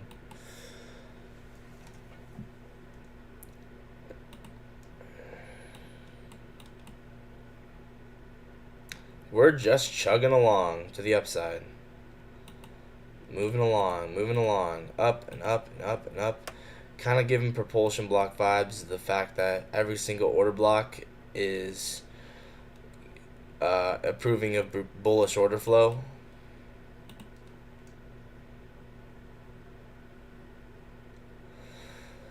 OB. It could be a propulsion block.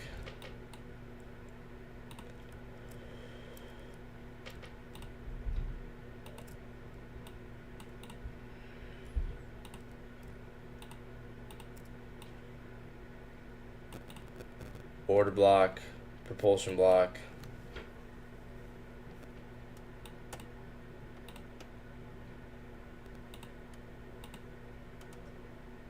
What's that? Is that Silver Bullet?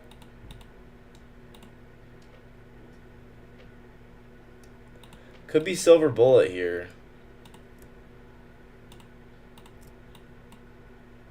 This could be. Not the best at identifying silver bullets, but this could be. Oh. Nah, we're violating it. Or not. Yeah, I wouldn't take it. There's an external gap.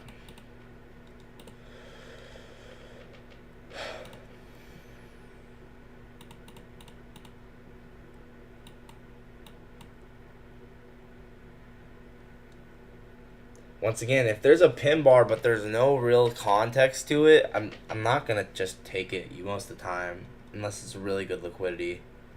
So this is a pin bar, but did it have a good context to it? Did it make sense with this higher time frame expansion to the upside? Not really.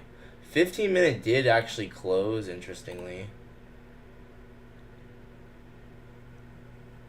Once again, it was not a pin bar.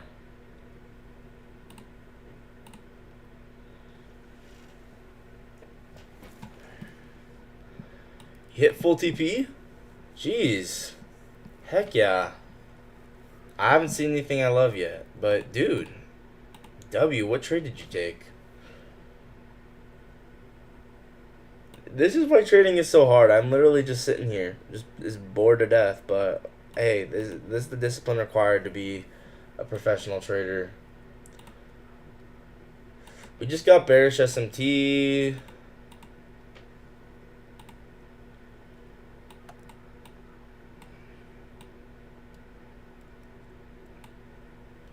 Price is reading off bullish FPGs and also hit discount. Nice, bro. We might end up with an outside bar here. Problem is, it's so bullish. It's not looking like a sell model at all. But it could be.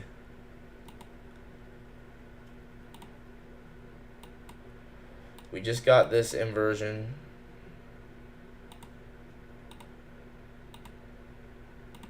This could play out, but it's like, it's still high resistant. Until it breaks, it's still high resistant. If you think it's going to break here, you could try it. It's just not very light bulb. I don't know if it's going to break. Actually, I really doubt it will break, because look at this external gap. I really doubt it will break. It's a very huge external gap. If anything, if we come to this gap, we'll probably get more longs.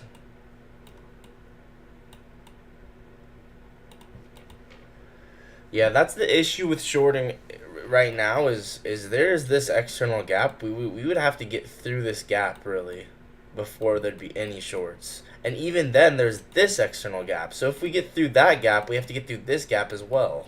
There's like 2 different external gaps. Might mean we need to look for longs, but I really don't want to look for longs. Sometimes if there's no real opportunity, you just do nothing. Like, that's probably what I'll do today, is just nothing. Like, you guys see why I'm not doing anything. It's like, shorts are bad because look at every single external gap we have to get through to even, like, this might look like LRLR, but in reality, it's kind of more high resistant liquidity expansion to the upside with external gaps. And then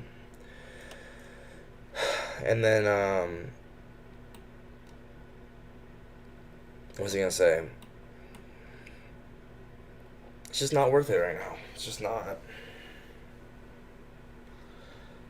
Shorting is not worth it. There's a 15-second outside bar. It's the micro scalp type of trade.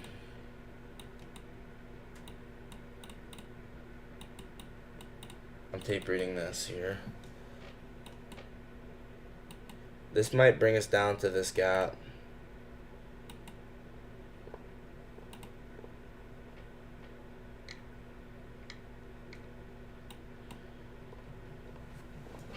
The problem is this is the gap. We need to break this gap right here.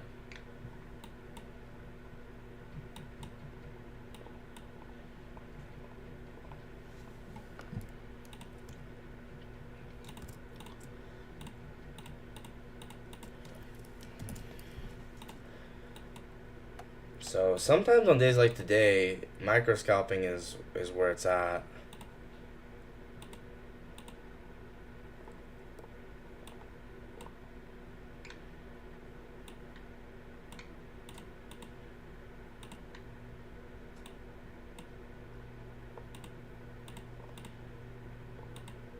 Nah, that would have been break even. Or no, actually, yeah, that'd be break. I would go break even. Still might work, but once again, why would you short here? Still might work though, but yeah.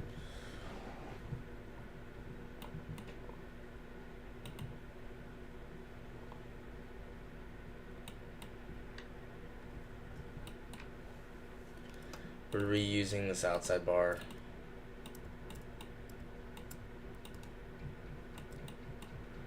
Yeah, there might be another long, especially if we come to this gap.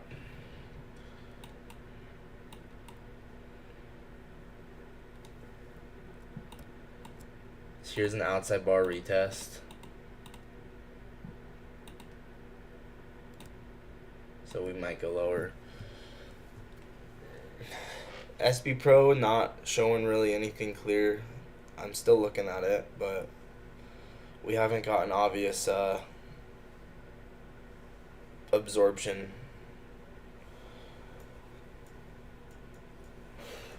So anyway, there's about 45 minutes left on this live trading window. If I don't get anything, I won't take anything. So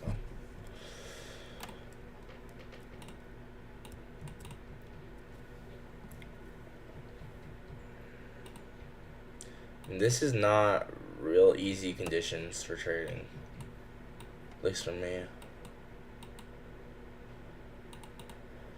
I think the main opportunity was that 5-minute breaker and for value gap, 15-second change in state. That's probably the main opportunity.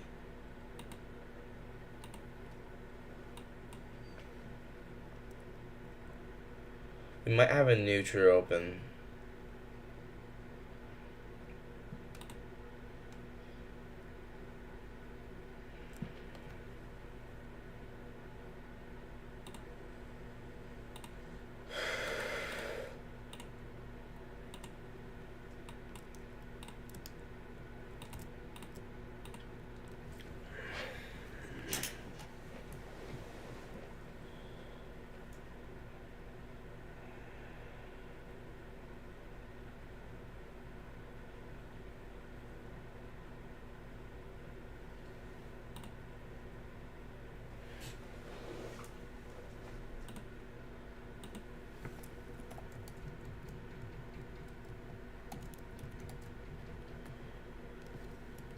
CRT on the 1 minute.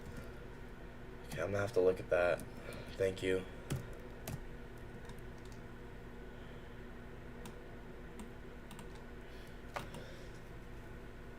It's just like this just doesn't have the essence of high probability trading. I mean, just at least for me, unless you're going in with expectations of this being high resistance to expand up, which is most likely what's going on right now. If you think about it, like we're most likely, the reason it's so bullish is most likely because you can clearly see that there's just higher time frame, low resistance highs here. That's the main reason why it's so bullish. I mean, think about it. The RR, just getting in on lower time frame to go target this is really, really good. So every single outside bar to go target that LRLR is just delivering price higher. And inversion for value gap.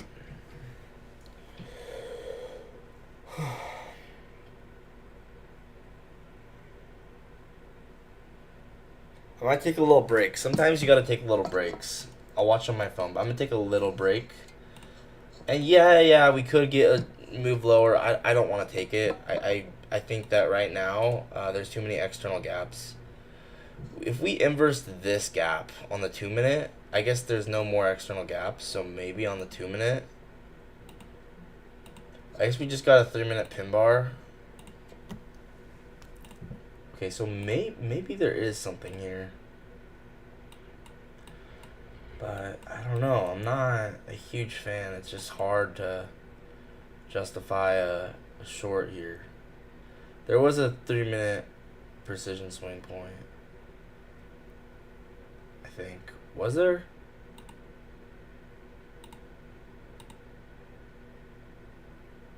Yeah, there's a 3 minute precision swing point. This could deliver it lower. It could.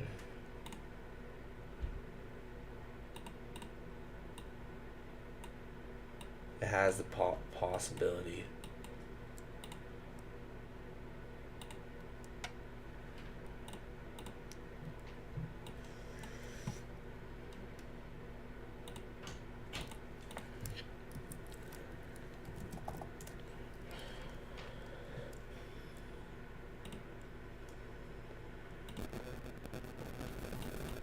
Yeah, we very well could be setting up for shorts here. It might be finally getting closer to it, but like I said, it's just been high resistant this whole time. Yeah, I think I'm going to go on a little break. I'm not done with my live trading window. I'll still come back, and if there is anything, then great. But right now I'm going to just go on a little walk because I need a little step away, and then I'll be back in like 2 minutes.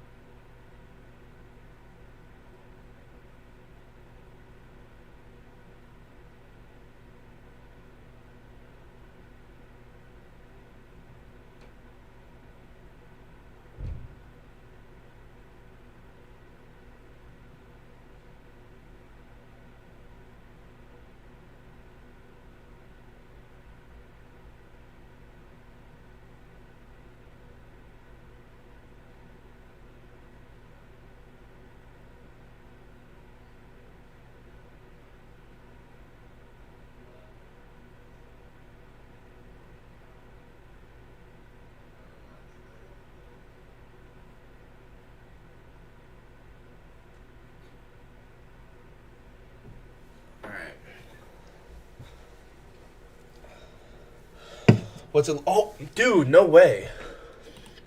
Right when I stepped away, the 5 minute closed. We got a 5 minute change in state. Dang.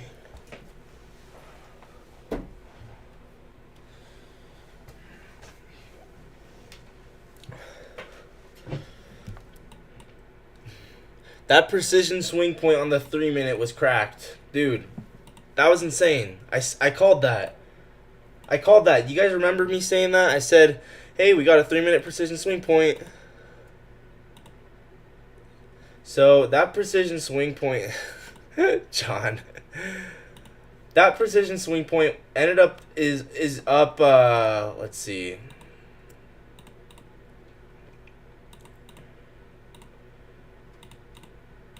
Now 4 projections. Hey, I feel like there's gonna be opportunity here soon, regardless of, yeah. I think there's opportunity here somewhere. Once again, the first center for value gap. Let's remember that's still there, right? I think, isn't it right there? Wait, let's actually do Control Z till we get it back. You almost took it? Oh my gosh. Guys, the first center for value ups right here, we might get longs off of it. We just got a new SMT. Okay, there it is, there it is, there it is.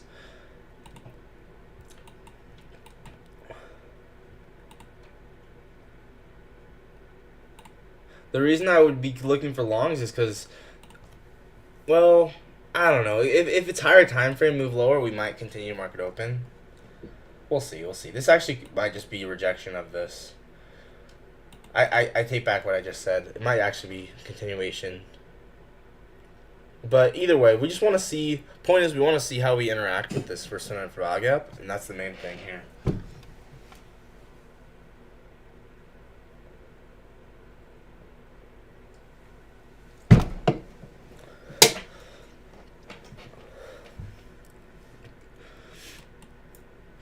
That is like the main thing is, how are we going to interact with this?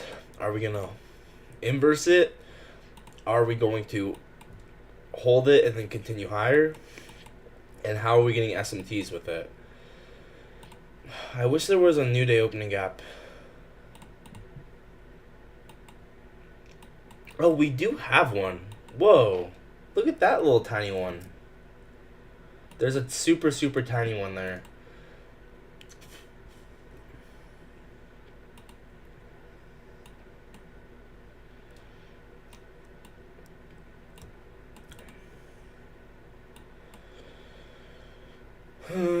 It's 10:20 to 10:40, so it's that macro time.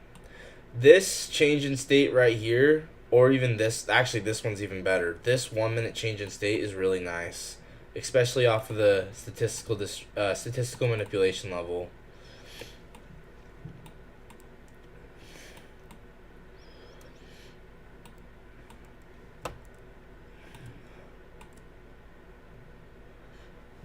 But I said the reason I wasn't sure is because we had all those external gaps. So, but it did set up nicely for shorts. It just took a long time.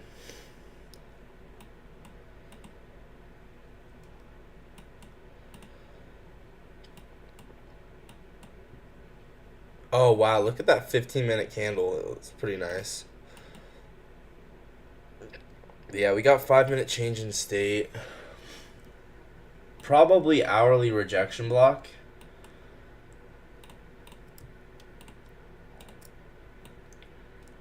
Yeah, sometimes you might not see stuff exactly in the moment, and that's okay. And you just don't take a trade if you don't see it.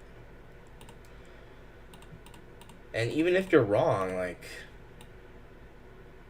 that's okay. Like, even if you mess up, it's all good. You just get a little better from it.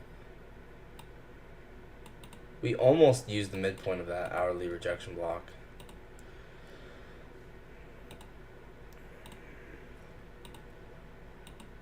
We might get longs off of this.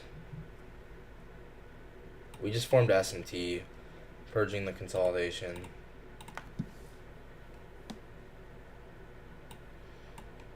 Then again, I don't know if it's higher time frame, move lower. We just inversed this.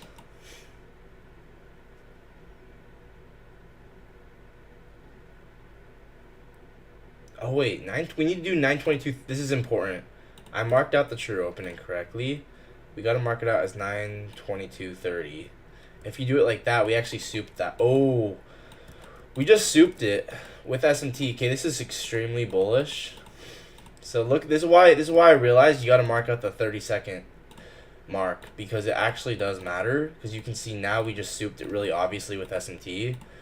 This is wow, this is really nice for Venom.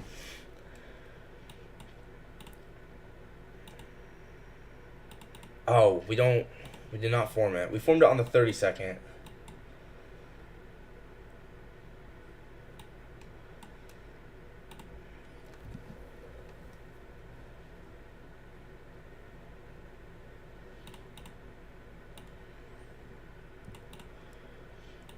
We just utilized the Venom candle, I think.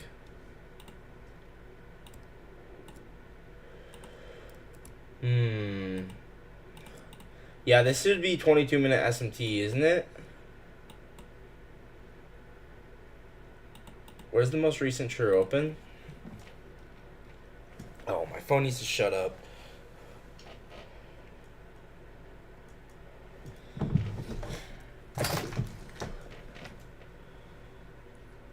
$10.35. We just got it.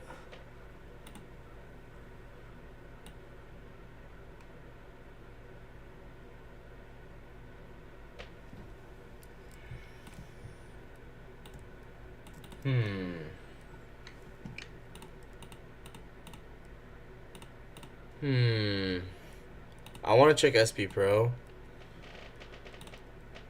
Could this be a Venom model? Honestly, maybe. 30-second Venom. The bottom of the first cent frag up. We just got a new SMT.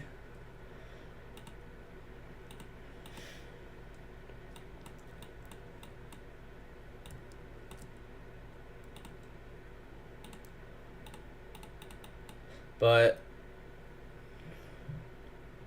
we might need an internal sweep. Looks like we just got an internal sweep there. This did not play out as Venom, but there's no internal sweep.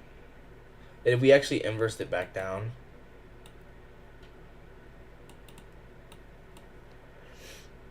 Dang, that inversion to the downside wasn't bad. We rejected the midpoint of the first cent for value gap. We probably got this 30-second as a pin bar. Yeah, this is a 30-second pin bar. I bet you it was a PSP.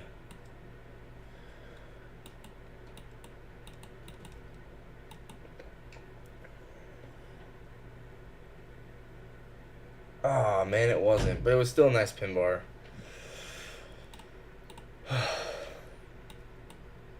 Still have SMD, but maybe we're targeting market open lows.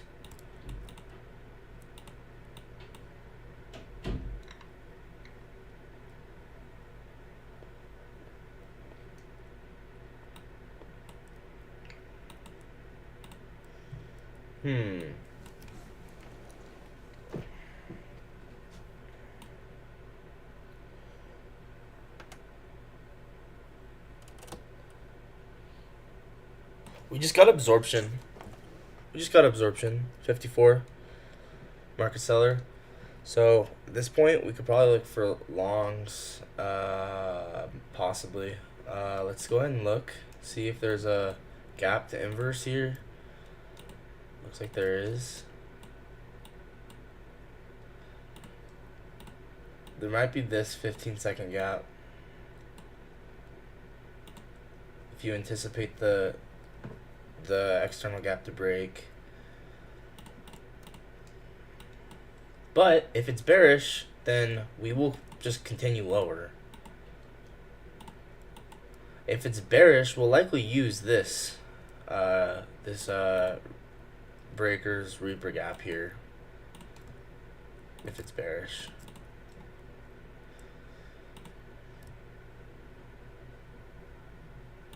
You can see that holding right there. We just maybe got an outside or to the downside.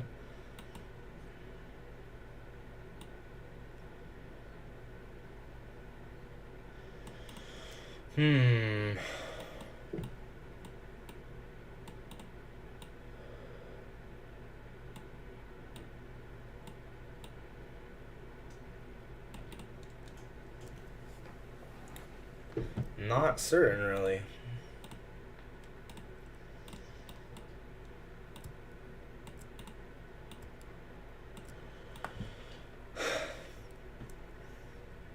This, once again, if it's bearish, it will probably use this Reaper gap to continue us lower. If we're bullish, then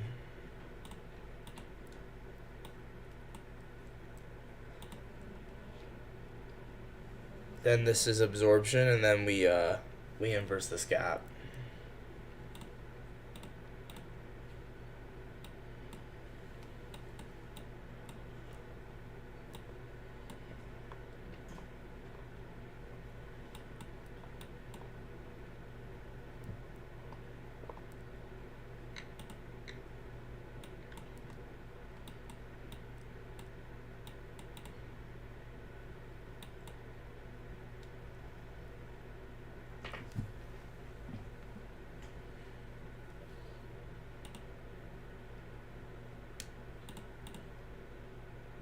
Oh, wow, wow. Wait, whoa. Event Horizon. Holy.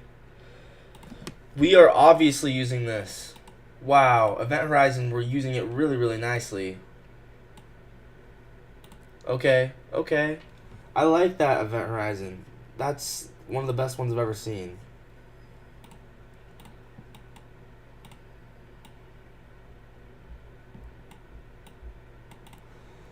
So if we got an outside bar off of this, I would consider this Hand of FA. We might be getting one.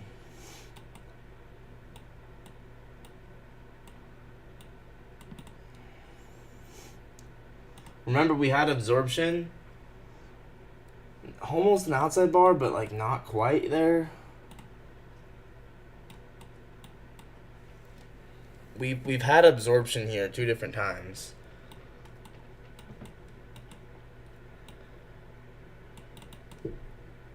Also look for a PSP off of this.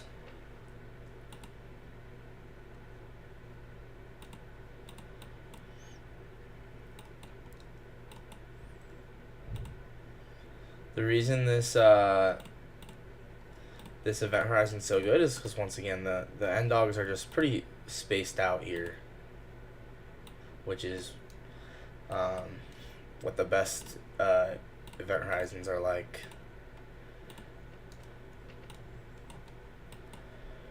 So wait, let's actually see if there's a old Reaper gap over here. And there kind of is. What is this? So first presented for value gap. That's also a Reaper gap, so Superstar gap. And an Event Horizon. Jeez.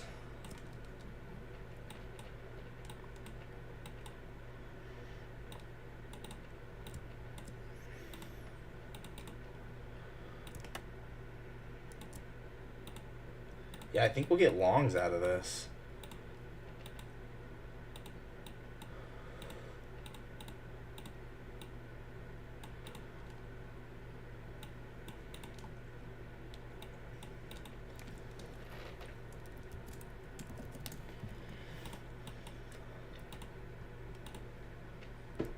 Just got a little bit of a change in state there.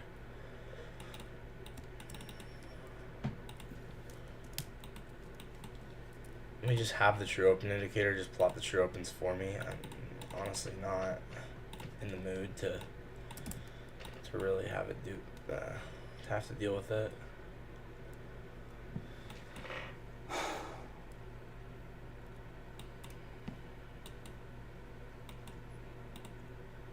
I might just tape read, but we might move higher off of this.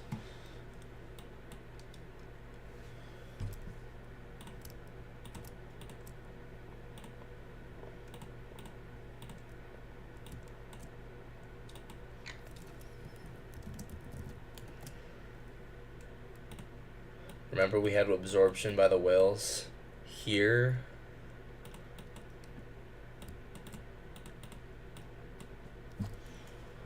So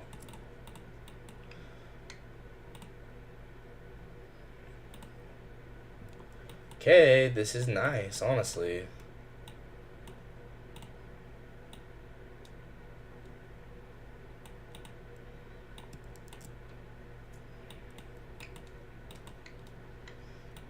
Right, we're going into the macro as well. It's exactly what I wanted to see. So the Event Horizon supporting price. So if we inverse a gap here,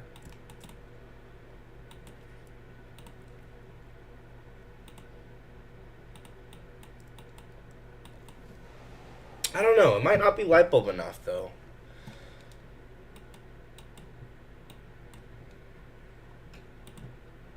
I mean, what draw on the wait, what is that? 5-minute pin bar? We just got a 5-minute precision swing point off of it.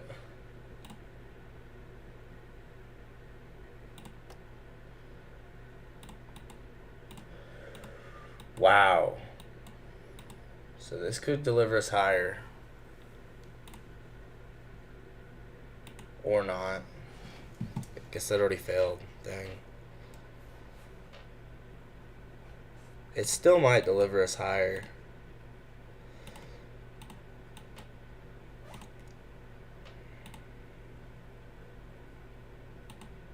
Oh my. Why is it showing? Oh.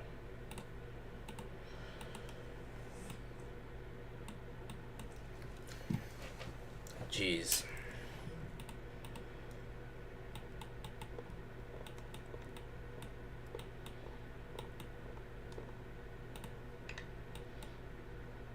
Three wins, 0 losses on the day. Dang, bro. All right, we might just do this as a scalp.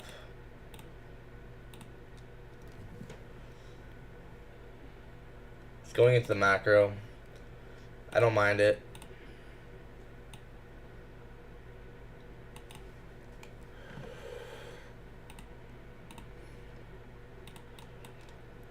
But the problem is we gotta break this external gap. We already inversed the lower gap.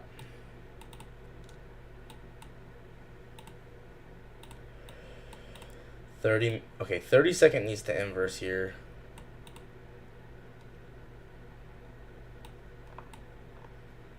And then break even at that high, and then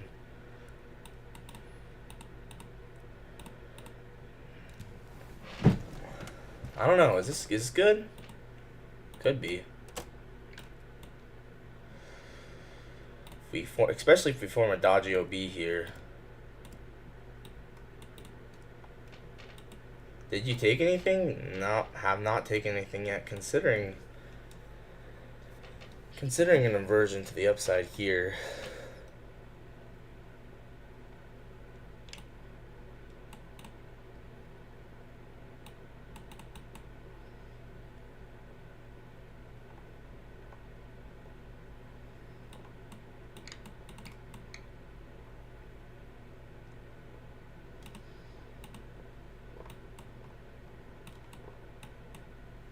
But it might just be bearish. Wow. Whoa. Whoa.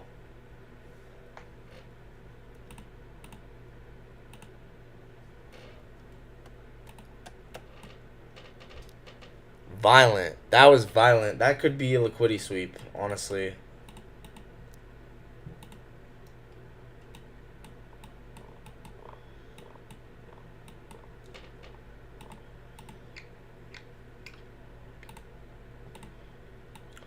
So if we inverse this gap,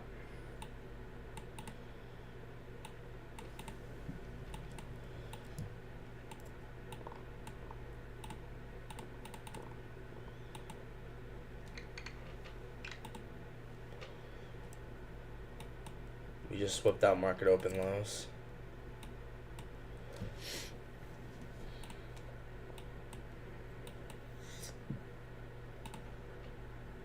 It'd probably be one con.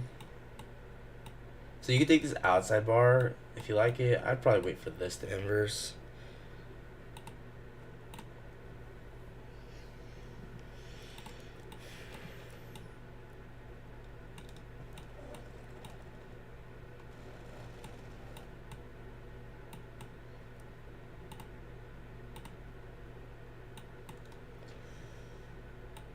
Alright, alright.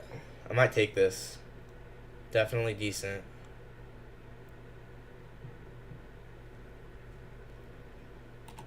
Alright, I'm taking this. Order filled. Okay, where's stop loss go? Where's stop loss go? Stop loss goes. Stop loss is supposed to go 24,616.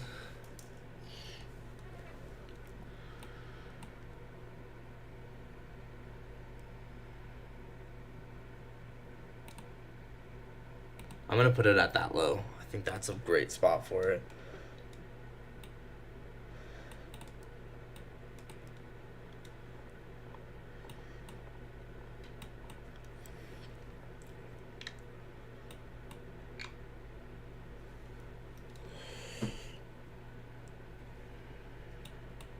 We just got a bearish S&T.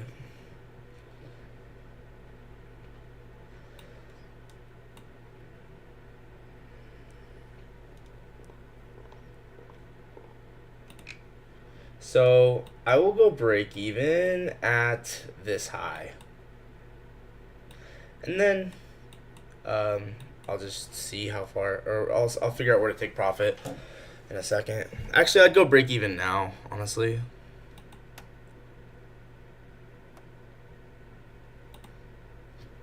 Especially because of the bearish S&Ts. So I'm going to go break even now. So I'm in break even.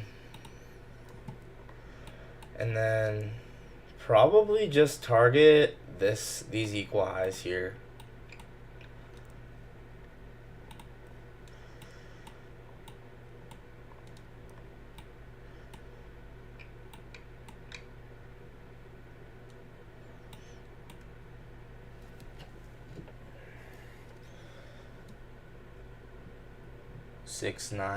What, 697? So that little LRLR little chunk there, 697.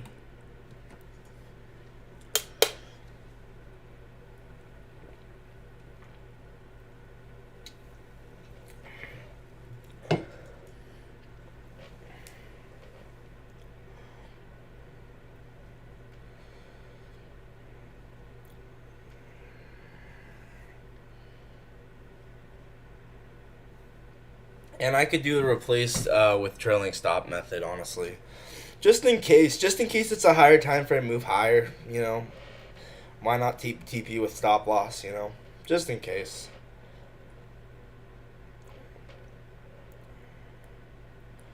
So I will do TP with stop loss.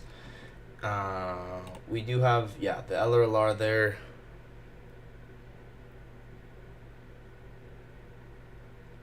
So we'll see.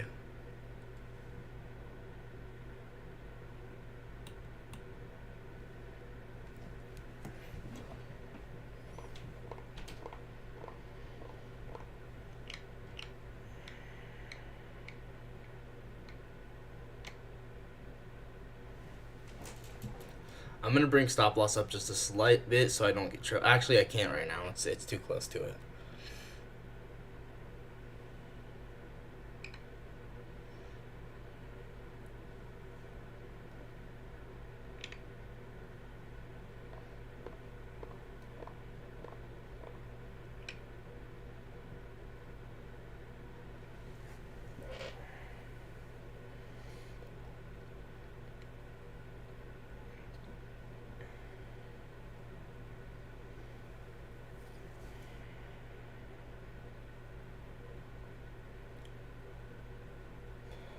Honestly, though, this might be the kind of trade you just want to take profit. I think I actually might just take profit. I might not do the replace with trailing stop.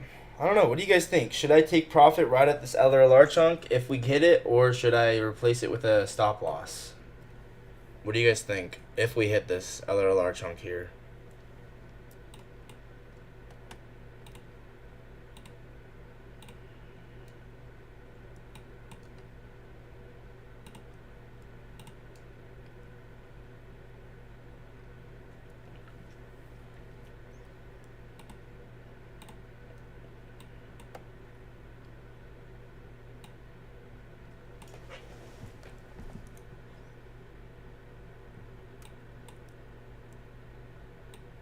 What do you guys think? 4,000 Discord notifications? What's 4,000?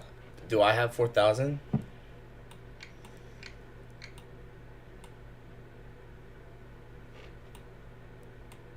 Yeah, why not replace it with stop loss just in case? Because honestly, if this inverses, we might just get a higher time frame move. And I'd rather just be in, you know?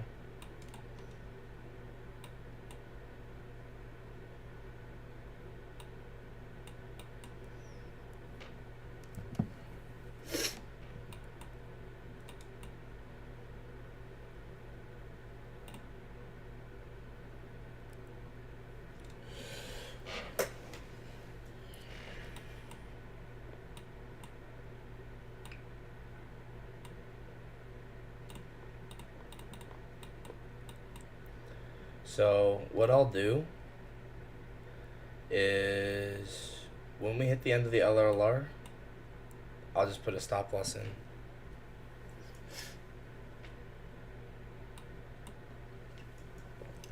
Well, I will be taking profit with stop loss, so I'll be getting the profits in anyway.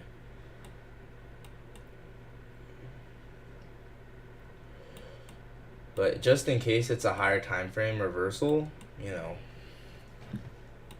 it might be nice.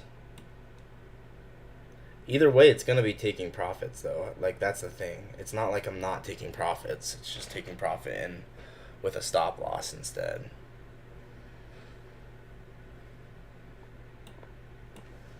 But I don't know.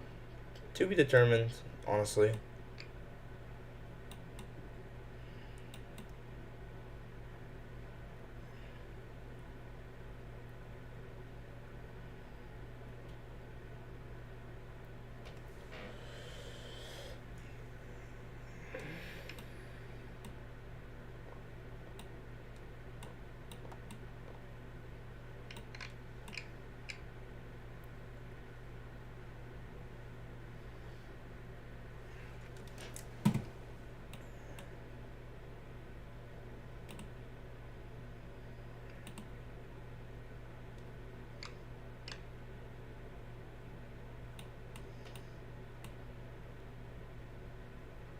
Alright, at this point, you can trail stop. Right? You could just trail your stop. Because we need to go up right now. This is a very obvious LRLR run. I'm going to let my limit order get filled.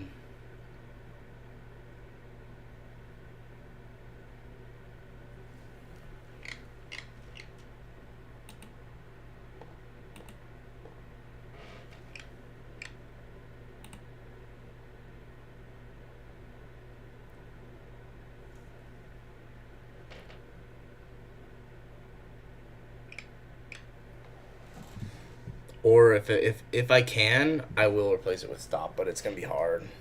I don't know if I'll get it.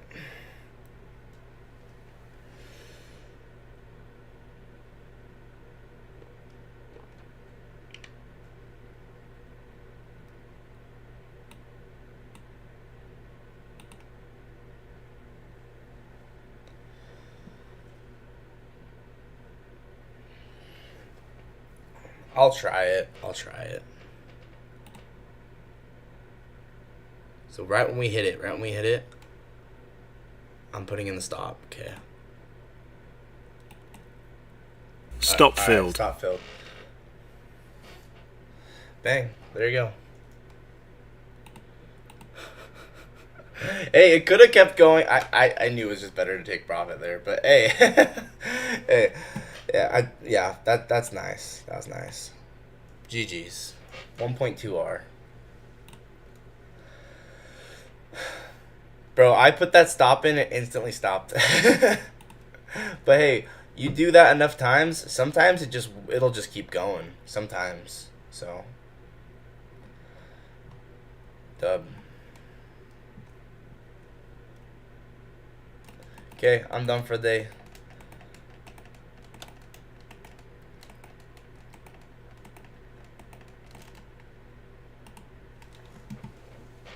And yeah, I know I got 9 minutes left on my live trading window, but I'm just gonna be done here. So thank you guys so much for watching, for whoever's here, and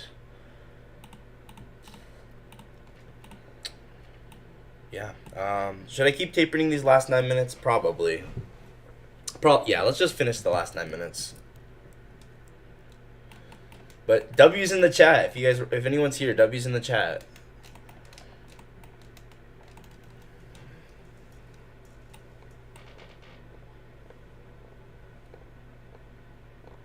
I think yeah, that was beautiful.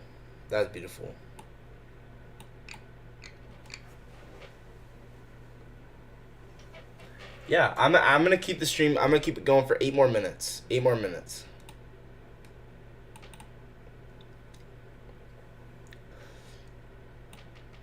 W. Heck yeah. Heck yeah.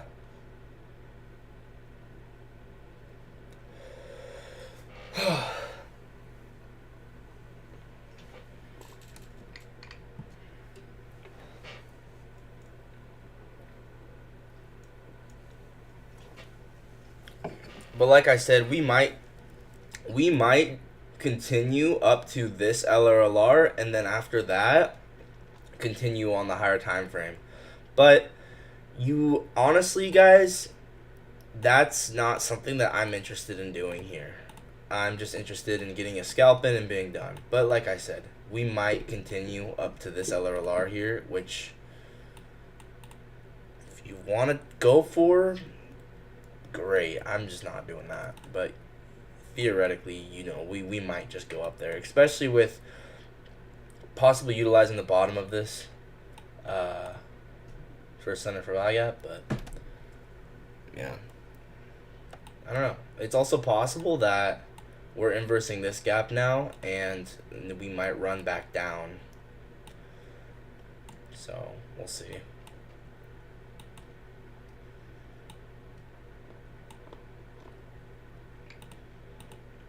Yeah, we definitely just inverse that, I guess, huh? So we'll see.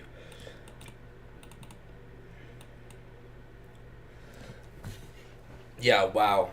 I took profit at a pretty good spot. Let's just say that. Dang.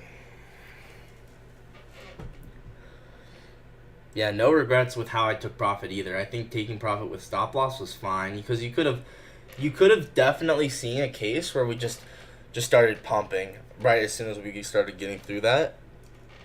It just didn't happen. But so watch this. This might be a PSP.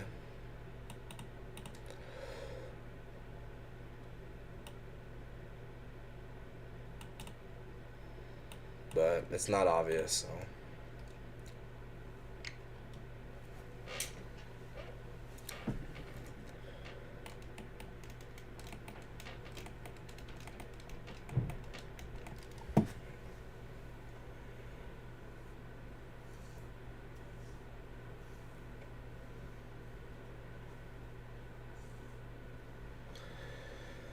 Whew, wow. I got a good take profit in. That was nice.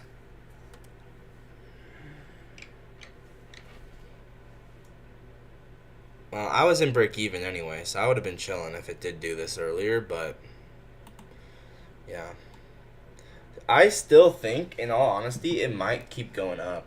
Like, this could just be a 2022 model here.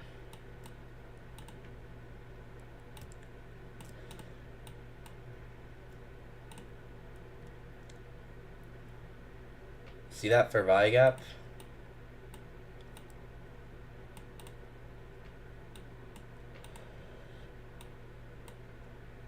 Most people won today? Really? Possible. I think today was kind of hard, honestly.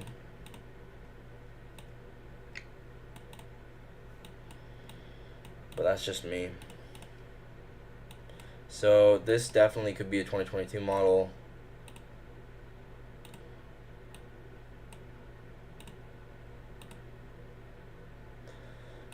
The gap is resting at OTE.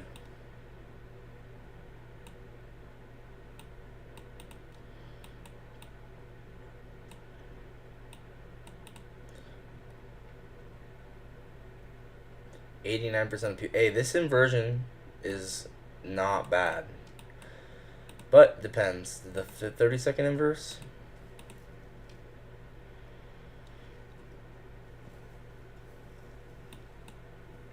I guess it's not super great, but it could work. It could work. It could work. Could work. We'll see. And then just continue us up. Did not work. Well, maybe it will.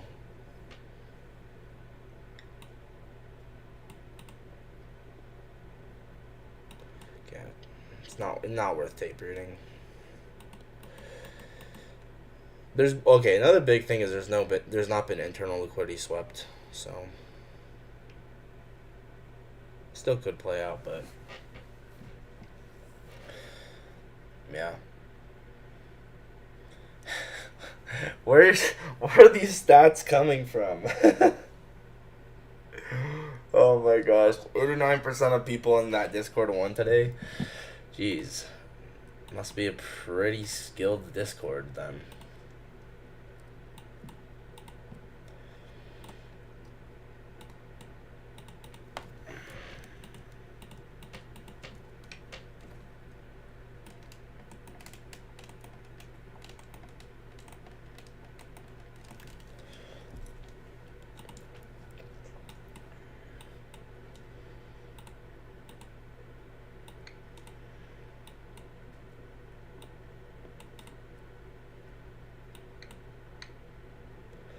Yeah, like I said, could be 2022 model, but we'll just have to see.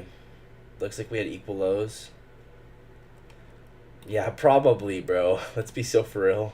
Most of this space is scams, so we just souped equal lows into possibly a 2022 gap. So that inversion that I talked about actually did not really get stopped out, actually. It's just, it was pretty close to getting stopped out, but it didn't. Anyway, I feel like it's all, I'm already done. It doesn't matter. It's all, I'm already done. And honestly, I got 1 minute left. So I'm just going to finish this last minute out, and then I'll be done. Yeah. Look at that 2022 gap. What did I say? That might be 2022 model. Oh, wow. Would you look at that? Now we ended up getting probably a 5-second change in state. Oh, would you look at that? Here's my 2022 plus entry right here.